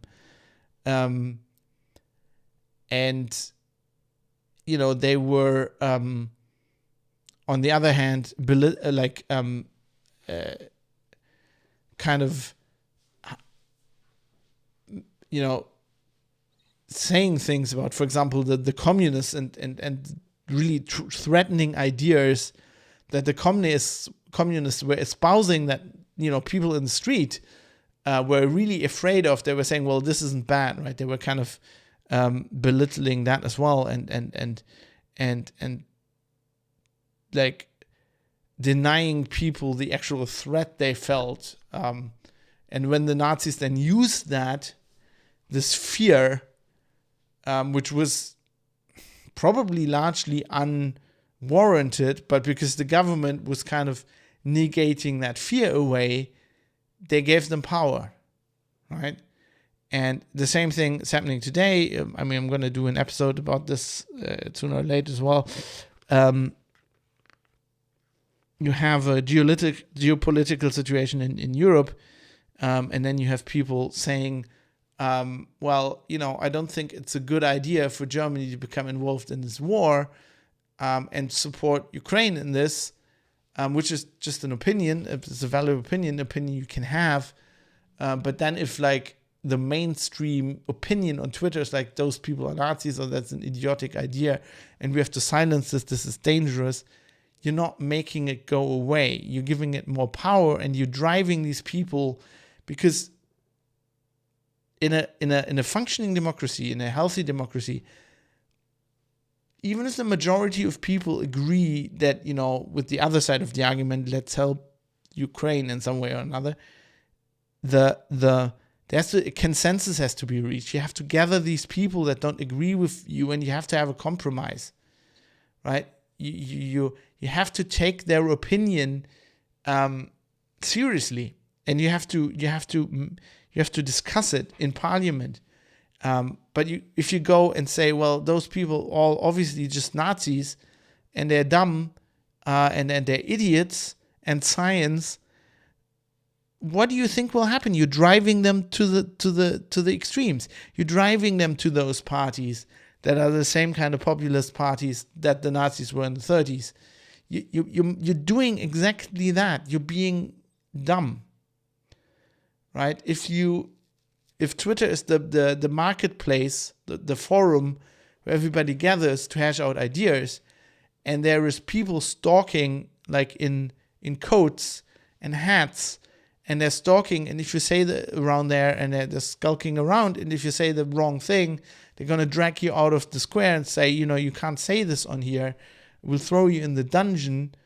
What will happen? People will whisper these things, not in the forum, but in the alleyways, right? People, you're not killing this idea. That is not how democracy should work. And I think this is why Musk is actually right, that Twitter is very important. It's just Twitter because it turned out to be Twitter. It could have been any other social network. Well, it could have been, but like it had to have been one that functions in a way that Twitter functions. But it has a serious function in our democracy, which was clear to anybody who was paying attention at the point where people like Trump are using it. The people where politicians and heads of government are talking directly to people in their country using the platform. It immediately became a very important platform. And so I agree with Musk. I think it is still very important for the reason that, nothing else has, supplanted it, because Facebook is still doing its kind of groups thing, and all the other, the messengers, Telegram stuff, they're moving in these specifically separate directions that people outside can't look into and be encrypted, which is a good thing, but it's a whole different way of running the social sphere. And Facebook is, Zuckerberg is on drugs anyway, doing the metaverse and whatever, who cares? And maybe it's going to be TikTok next, right? Because the kids are doing this with videos now. So it's going to be TikTok next. And then we have another problem, because then it's run by the fucking Chinese. And then the forum we discuss, we hash out our political things for democracy in is like governed by rules coming from a totalitarian state on the other side of the world, which isn't a better situation. But for now, it's Twitter. So I think for better or worse, it is important. Now, when it comes to Elon Musk, the problem here, the weirdest disconnect at all, is that he went into this saying he wanted to buy it because of free speech. But it kind of ended with him complaining about bots, which is weird, because talking about the bots and the spammers, basically he was indirectly calling for more moderation and thus censorship. Right, so you can't have that open platform where everybody can do whatever they want, and they can be semi-anonymous if they want, and at the same time, like that means you'll have bots, right? And I don't know what the solution to that is. Like, verify somehow that people are human. I don't know, but how are you gonna, celebrities are not gonna post themselves. They have PR teams, and then it's teams of people, and at that point there's software involved, and at that point it's not one human, is it? How the government accounts are gonna be like that. How are you gonna do that? I think the only way is just be even more hands off. Get rid of all the algorithms and all that shit, maybe, and let people just decide who they want to follow. And yeah, that leaves open the ability to manipulate people, right? To have bots and these so-called bot armies that manipulate the election, which I've never seen. I've never seen any evidence for that actually works. I think that's complete bullshit. Not complete bullshit, but I think that I've talked with Mike about this in the past a lot, and I've always argued that the Cambridge Analytica was way, way overblown. I don't think it's as bad as it is. And it's certainly not worse than what the media does, like what the yellow press does, how they influence people before an election, right? People are dumb. That's just the way it is. And they're going to be influenced. They're going to be influenced by propaganda. But this arbitrary, we are going to try to decide what propaganda is good and what isn't. I don't know. I also have a feeling it's not going to work. Maybe I have too much faith in humanity. Maybe in a few years this will all go to shit because people can't think like. That's the problem with platforms like, I mean, to some extent on Twitter, but I see this on TikTok a lot. Like people can't think critically at all. Like I'm gonna sound like an old man now, which I am. Not as old as Elon, but like young people, I don't know if it's the education, the way they're brought up, they can't fucking think critically. They actually believe what ads tell them. I mean, I didn't do that. Like, I mean, probably as a kid, yeah. But like, by the time I was like, I quit high school or whatever, I didn't believe what like ads told me. Like, my parents told me that that just it's ads, right? It's not straight out lies, but it's gonna put like the product in the best light, and it's never gonna be as good as they say in that ad. But like people these days, they just can't. They just like, I don't know. There's an ad from Porsche that tells them that the company is all about the environment, and they actually do believe that. Like, seriously, unironically believe that. Right? That a company that started out building tanks for the Nazis and later just built cars that burn a lot more fuel than they have to for like 80 years is all about making the planet better now? Because that makes any sense. It's not about their executives earning like 300 million euros a year or whatever they earn, and all the shareholders and investors getting rich. No, that's not what it's all about at all. Yeah, maybe we're all doomed. Doesn't matter. Doesn't matter where Elon goes with this sink. We're all fucked. Yeah, it's just funny that like he said, it's funny in a really sad way that he said like this is all about censor, free speech and blah, blah, blah. And then it's like, oh, we've got too many bots on here. We need to moderate this. Can't have the bots have free speech. That doesn't work. Yeah. How, like, what does it mean? Like, the thing is, the main question is, if he buys Twitter, and he does actually, which I don't think is going to happen, but he does actually change the way it runs, and the left will lose its monopoly of censoring people, which I'm not saying like they're not like, it's not like a totalitarian regime like China, of course, where like the state actually censors people. No, it's like it's a groupthink thing, right? So if a lot of the journalists that write for a lot of the big publications all think the same way, because that's just like the way you have to think to be a good person, electric car good, Musk good, a war shipping weapons to Ukraine good, Orange Man bad, then I mean, it's the same. It has the same effect in the end, and if those people all think that way, and they kind of have the tech companies on their side, and they kind of build the algorithms in a way where they censor the opposition that have the other opinions, and where they go like, you can't say that about masks because that's against WHO guidance, and that's now illegal or whatever, or we'll kick you off the platform. Yeah, if he changes that, I think that would be a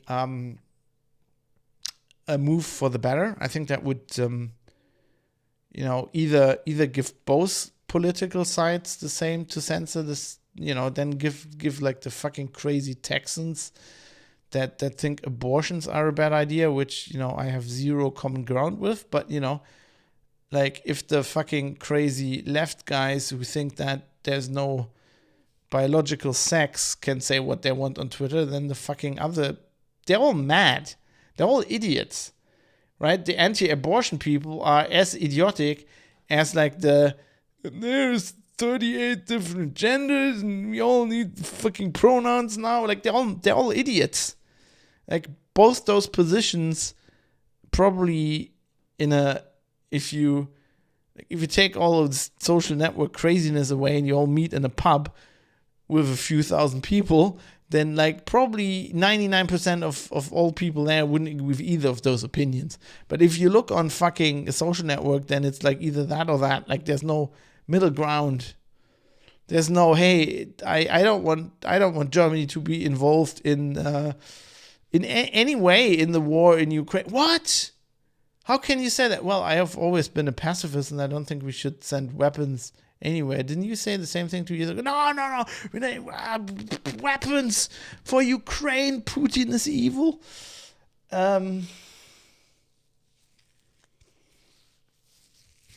Yeah, it's that's, I don't know. At least if it's crazy on both sides, that would be one thing. But on the other hand, I just don't want Elon Musk to buy Twitter, because Elon Musk is a fucking asshole. He's an asshole. He's not as smart as people think. He's just a guy who is like anybody. All these people that got obscenely rich that end up in this top 100 list, I'm pretty positive none of them is a genius. If you are a genius and if you're really smart, you don't get rich. You become a scientist, you actually do something for mankind, which is never something you make money with, right? You even invent something and you're just an idiot and you give it away because you believe in the good of people. That's what smart people do. The people that amass billions and billions of dollars are just ruthless fuckers. And they're all ruthless fuckers. Like, read any real biography, not like the Jubel Perser, everybody's amazing biographies. Read biographies of Steve Jobs, Larry Ellison, Jeff Bezos, Mark Zuckerberg, Bill Gates, Steve Ballmer. They're all fucking assholes. They're horrible people. People you didn't want to work for. People were afraid of. People whose fucking wives ran away because they're like, I can't live with you. You're just a horrible human being. What are you doing? Money isn't worth all of this. Those are not geniuses. They're not intelligent, smart people. In their way, smart in a way. I mean, you need to be smart in some way to become that rich, but I think it's more about being just a sociopath, right? Because to get that rich, you basically have to stab people in the back at every turn. And normal, decent people are just no, I kind of like that guy. And they never get that far. So no, I don't want him to buy Twitter, but it's a choice between this turd sandwich and the other turd sandwich. The way Twitter's run right now is obviously shit as well. Anybody who gets, I said this before, whoever at Twitter had the idea to ban the President of the United States. What's your, I think I said this before on the show. If, for political, you're what, this guy's so extreme. If that's the problem, if you have a guy who's the president of the United States, who is I don't know, a borderline dictator, you think, right? The problem is not that he has a Twitter account. The problem is that he's the fucking president of the United States of America. That's the problem you need to solve. You're not going to stop that guy, and you're not going to do anything by taking his fucking Twitter account away. To this day, I'm surprised that Trump did go, I'm the fucking president. This is my country. You're operating in my country. You're opening my Twitter account right now, or I don't know what he can do. I don't know. It's just what? I'm going to send the army in to your shitty headquarters. I'm not gonna enter the door with a sink. I'm gonna enter it with a tank. I mean,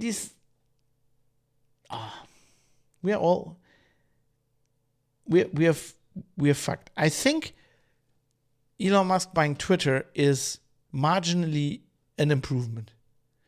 And I think Elon Musk is a horrible person. Is a person who basically destroyed.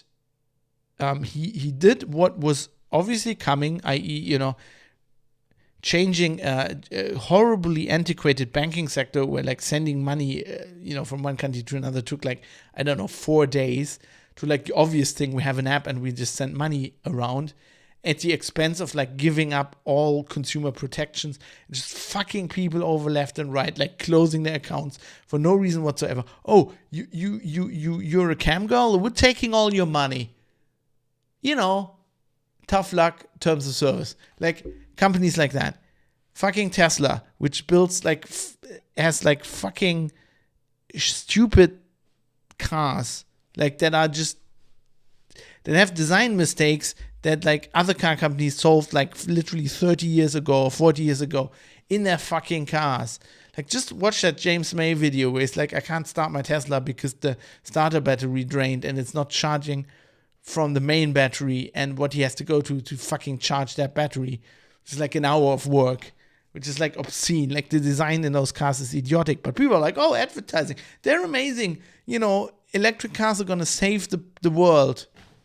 Right now we have power. I just I hosted a webinar this morning where the video producer actually had a power outage. You couldn't do anything because the power just ran. So we can't even have power in Germany now anymore. Nothing fucking works. But hey, okay, we have to have electric cars because Elon Musk is amazing. Let's shoot one into space. And then everybody's like, oh, he's going to space now. Yeah, fucking NASA should be going to space. NASA was in space 50 years ago. That's the problem we need to solve. We don't need to give some dumbass millionaire meme boy with his fucking, admittedly amazing hair plugs, money for something the fucking government should do and could do and was doing 50 fucking years ago. Or 60. Is it 60 now? When were we on the moon? Jesus Christ. Oh, he's a genius. He's going back to he's doing something they were doing 60 years ago. Some black lady literally calculated this fucking thing in her head. And Elon Musk is like, oh yeah, we're going to do this with AI now. It's going to be great. And they call that progress. Literally, people like Vox, The Verge, they unironically call this bullshit progress. Anyway, I fucking hate Elon Musk, and the fact that I think that it's better than what we have now, that he's buying the company, should tell you what we're shit. So actually, I'm gonna wrap it up at this point. I think the bottom line is everything's turning to shit, and I think while doing this episode, I realized that I have to do another episode. Which is basically, how are we going to solve this problem? And I've got no fucking idea. So I'm going to have to do some hard thinking. If you have any good ideas, Private Citizen or Press. There's a feedback section. Speaking of the feedback section.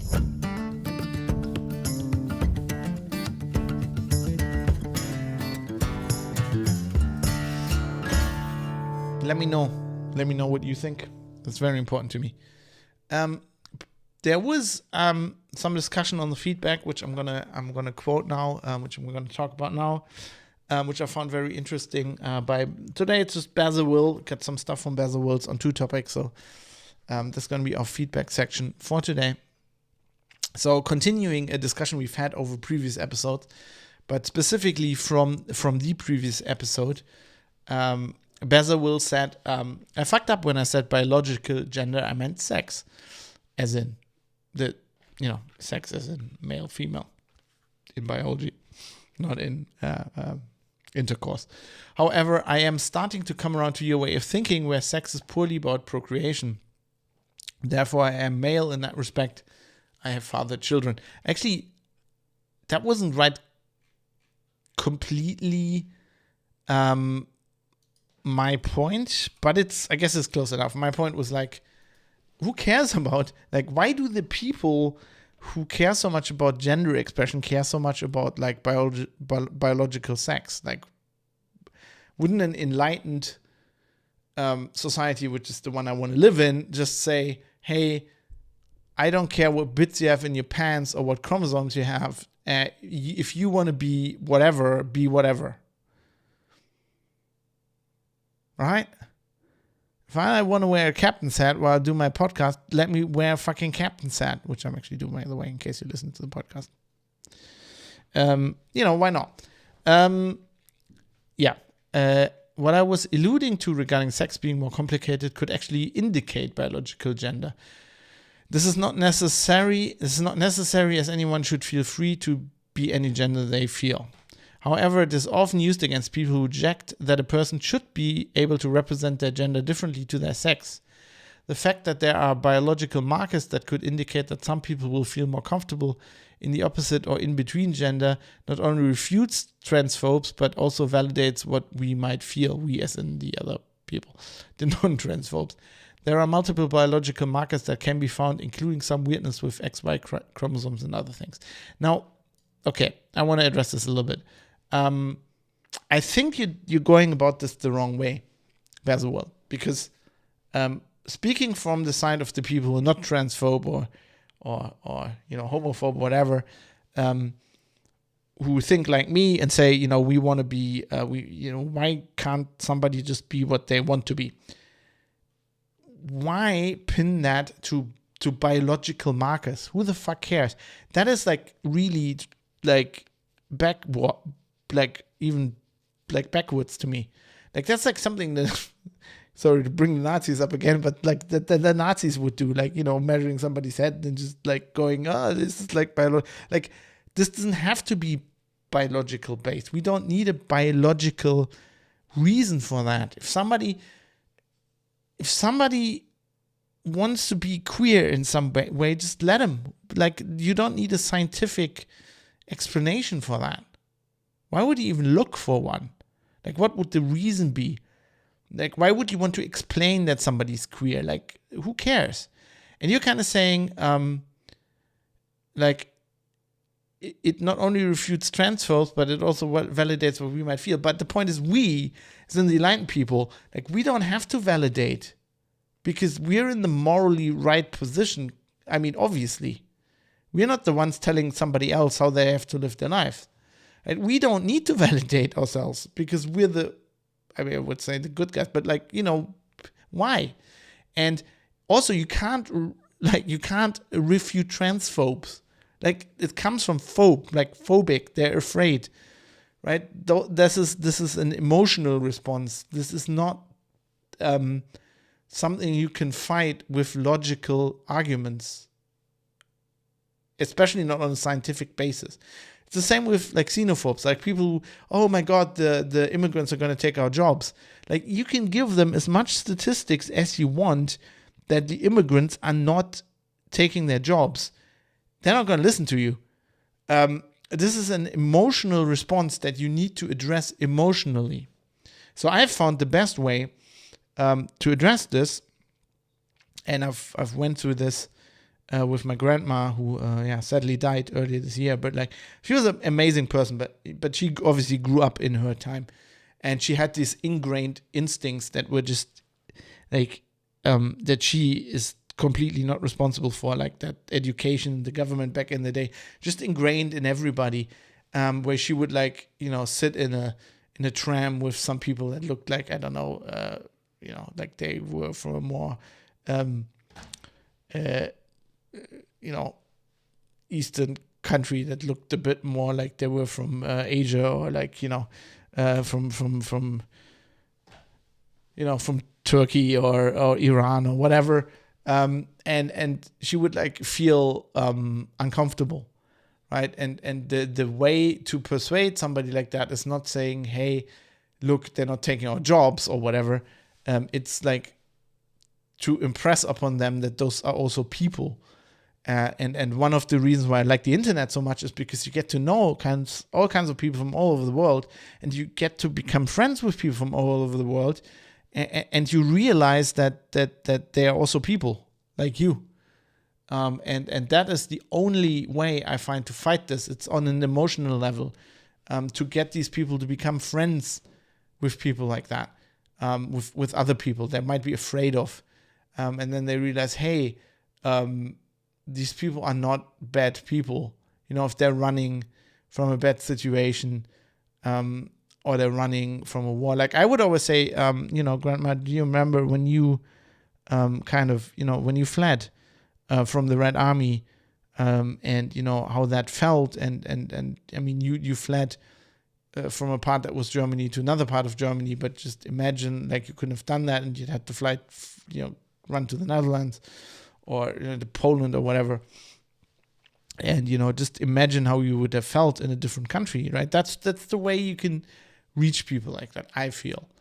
Not that I'm against finding biological answers, always ask the next question. And I think that's a good thing to do, but I don't think that's how you fight people who are like transphobe. And that's also not how you, I mean, you can educate them, yes, if you're in school, but you need that, emotional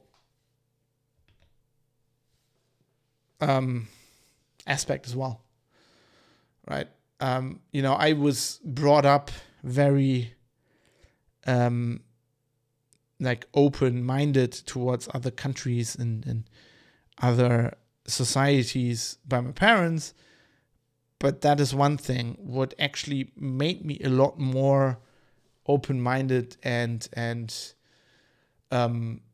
respectful and tolerant of other cultures is actually living in another culture, even if it was just Australia and basically Europe. It was significantly different enough to teach me that there are other people that think in a very different way and live in very different ways, and that is also valid, right? And that is like an experience on an emotional level that you just can't imprint on people by just talking to them and giving them logical arguments, I feel, because we're humans, we're not Vulcans. Anyway, Basil continues. Secondly, one small point on making a disability part of your identity or something I was talking about. I agree and disagree with what you say. I'm trying to thrive and live a great life without needing to refer to my disability. Technically, autism is not a disability, but societal expectations are disabling.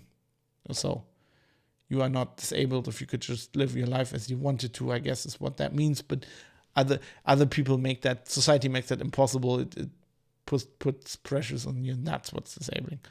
What I'm trying to do is to educate society in the challenges that may be faced by autists. And I agree with that, and I think I said that. That's very important. I just didn't feel that making ham-fisted attempts at that in TV shows is the right way to do. But I generally completely agree with what you said there. Anyway, also Basil provided some feedback on the actual content of the episode, which was on, this was just a discussion we were having back and forth in the comment section, which I think is very important, which is why I think you should write me. I like these discussions. I think we all learn something from it. But he also, we talked about Ask the Next Question, Sturgeon's kind of critical thinking theory. And on that topic, Basil says, I have always somewhat been of the persuasion to ask the next question. There are times, however, it can cause problems. Yes, definitely, totally. When you signed off the show, I had expected you to say to misbehave, as you always have.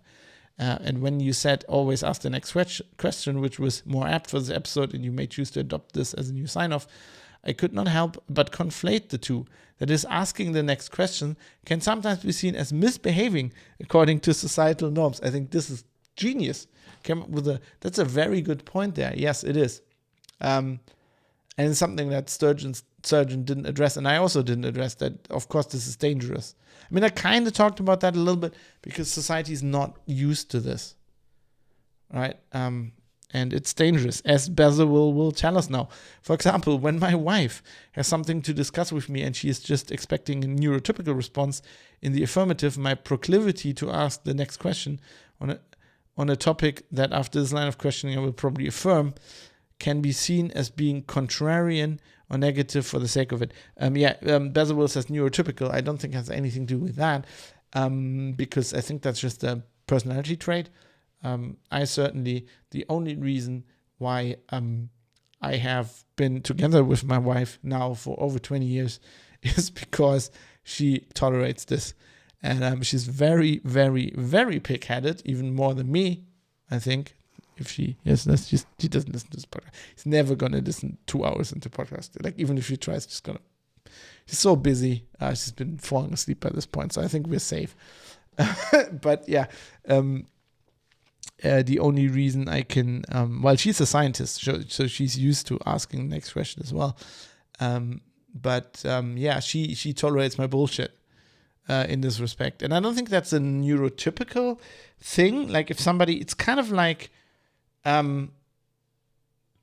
this could be a sign for autism, but it could also be a sign for just being a fucking weirdo and just not normal, for lack of a better word. It's like, if somebody says, "How are you?"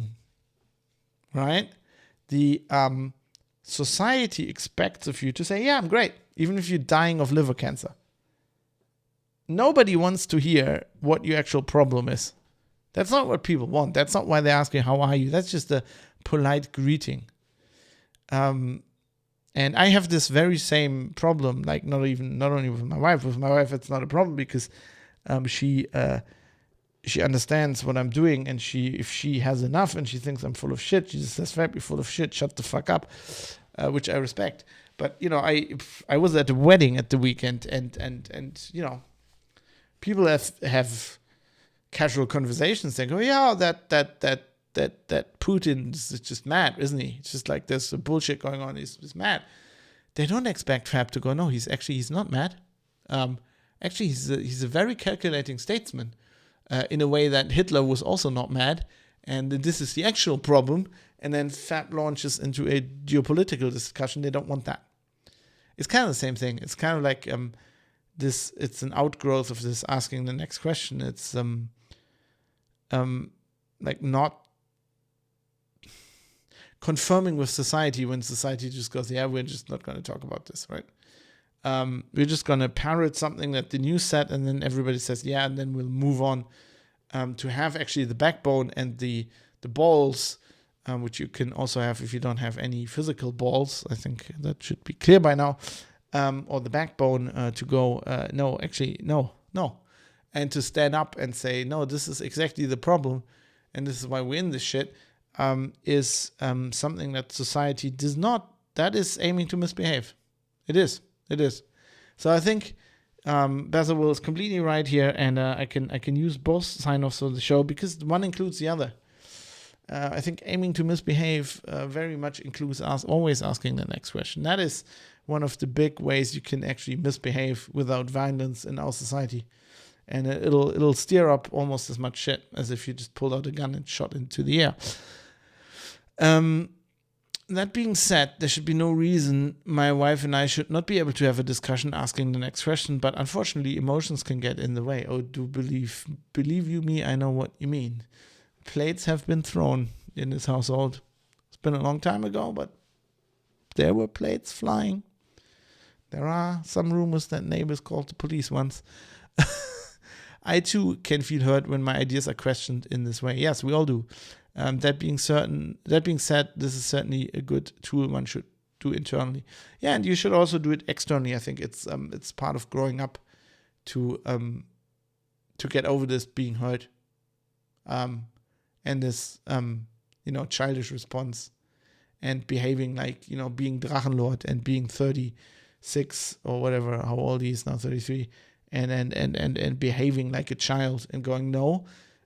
Everybody told me this is wrong. I think it's right, so I'm gonna do what I think is right, even though it's pretty much clear that it's wrong, because literally everybody tells me I'm being an idiot by doing this. I'm still gonna do that because I want to do it." Like the grown-up thing is to actually step back and go, "Well, I was wrong. Maybe I was wrong for years. I was wrong. I'm an idiot. I was wrong. I admit that I was wrong. It hurts. But maybe I need to change course." That is a much harder thing to do, and it's something that should be applauded. And it's not easy. I think everybody struggles with this constantly. But it's part of being a grown-up. Also, to the point about when you were contacted about the darknet rather than journalists doing their own research, it's another topic I talked about. While it is possible that it was poor laziness, there's something about talking to the expert as a journalist. The number of times I would have loved to talk to an expert on a subject, puts expert in air quotes, because what's an expert really? Because I think it would have been more fruitful than my own research is significant. So the number of times is significant. I agree with you, Will. I wouldn't, asking experts part of being a journalist. I should have said that on the show. The cases I was talking about were specifically, they asked me because I'm the expert on a topic, and then they ring you up beforehand, and they basically talk through what questions I'm going to ask on the air, and then you talk to them a little bit, and you get to know them, and you're like, that's when I figured out, hey, these are by and large people go, oh, like computers, I don't have any clue, right? And there's a difference between saying, hey, I know, I'm trying to learn things about computers and I'm trying to understand this, but this is beyond my limit of understanding currently, so I'm going to ask an expert.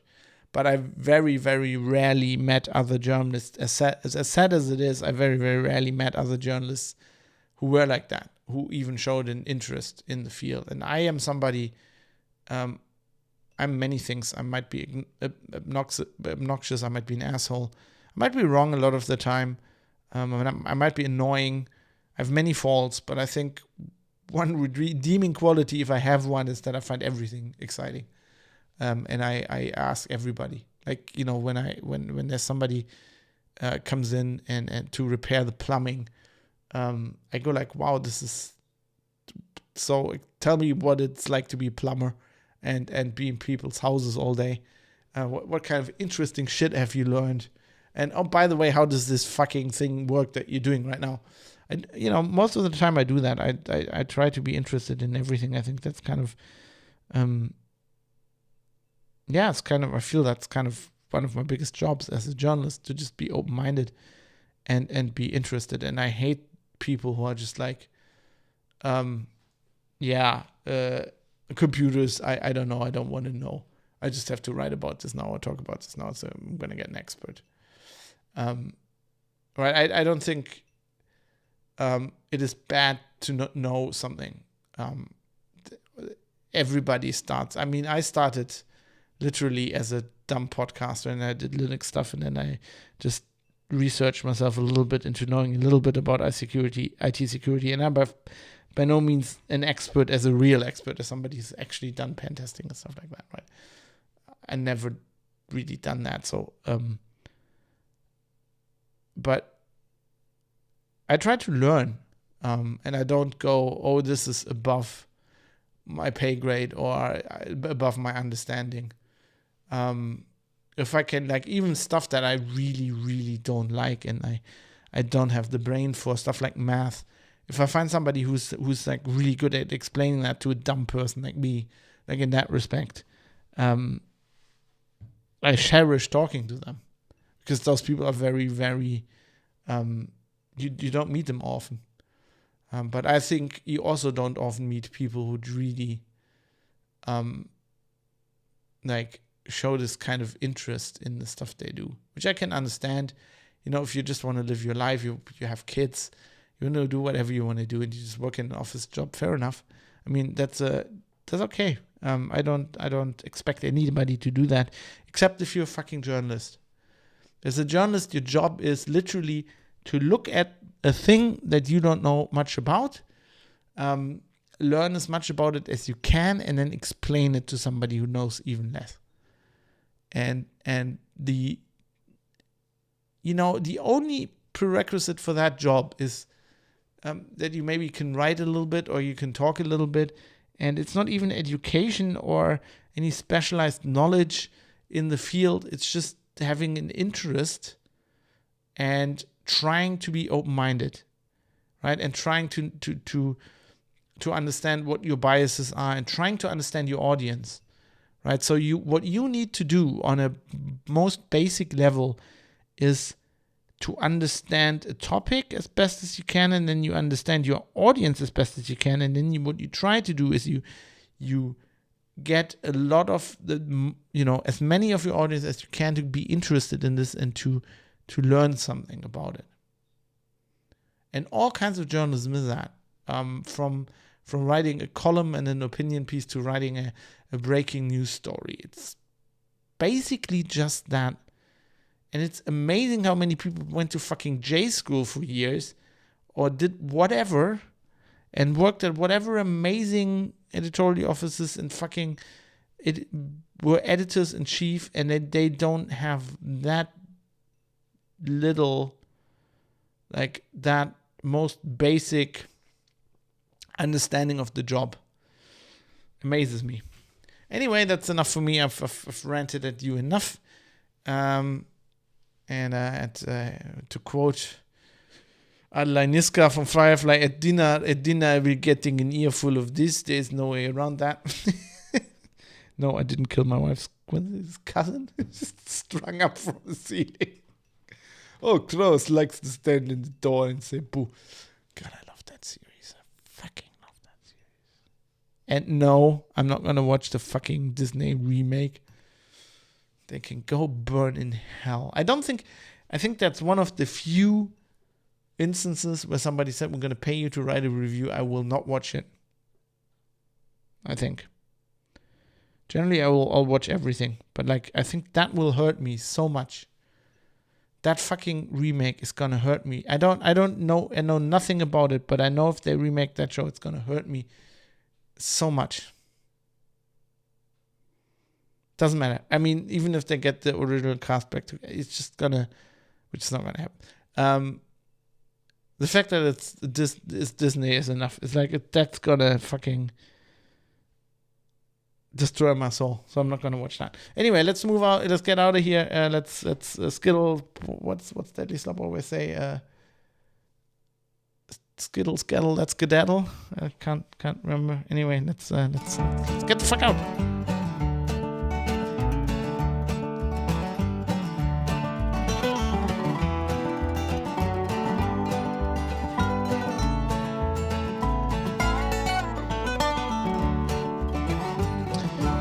Before you go out, please leave a donation or a piece of feedback by the door. We would appreciate it.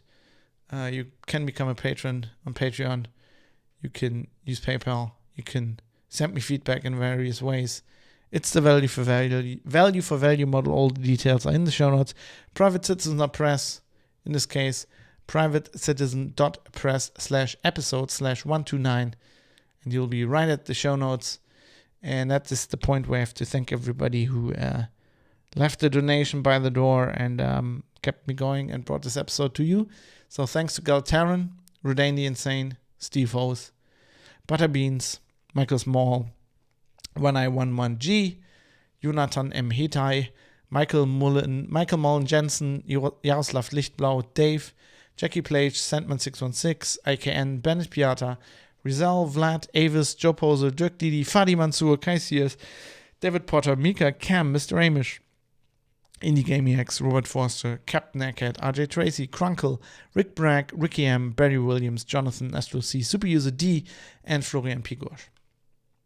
And thanks to all my Twitch subscribers who help make the show happen as well, and who chime in live while I record the show on Twitch, which I love and is amazing.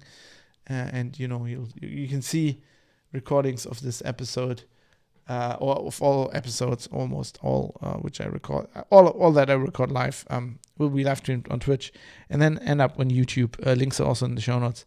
Don't know about this episode though. I said the C word. It might get deleted everywhere. I don't know what they do these days. Probably gonna get banned. But thanks to my Twitch subscribers: Mike the Dane, El Terrestrus Jim, MT Sorrow, P. Keemer, Bacon the Pork, Indigo Charlie, Captain Eckhead, Stupid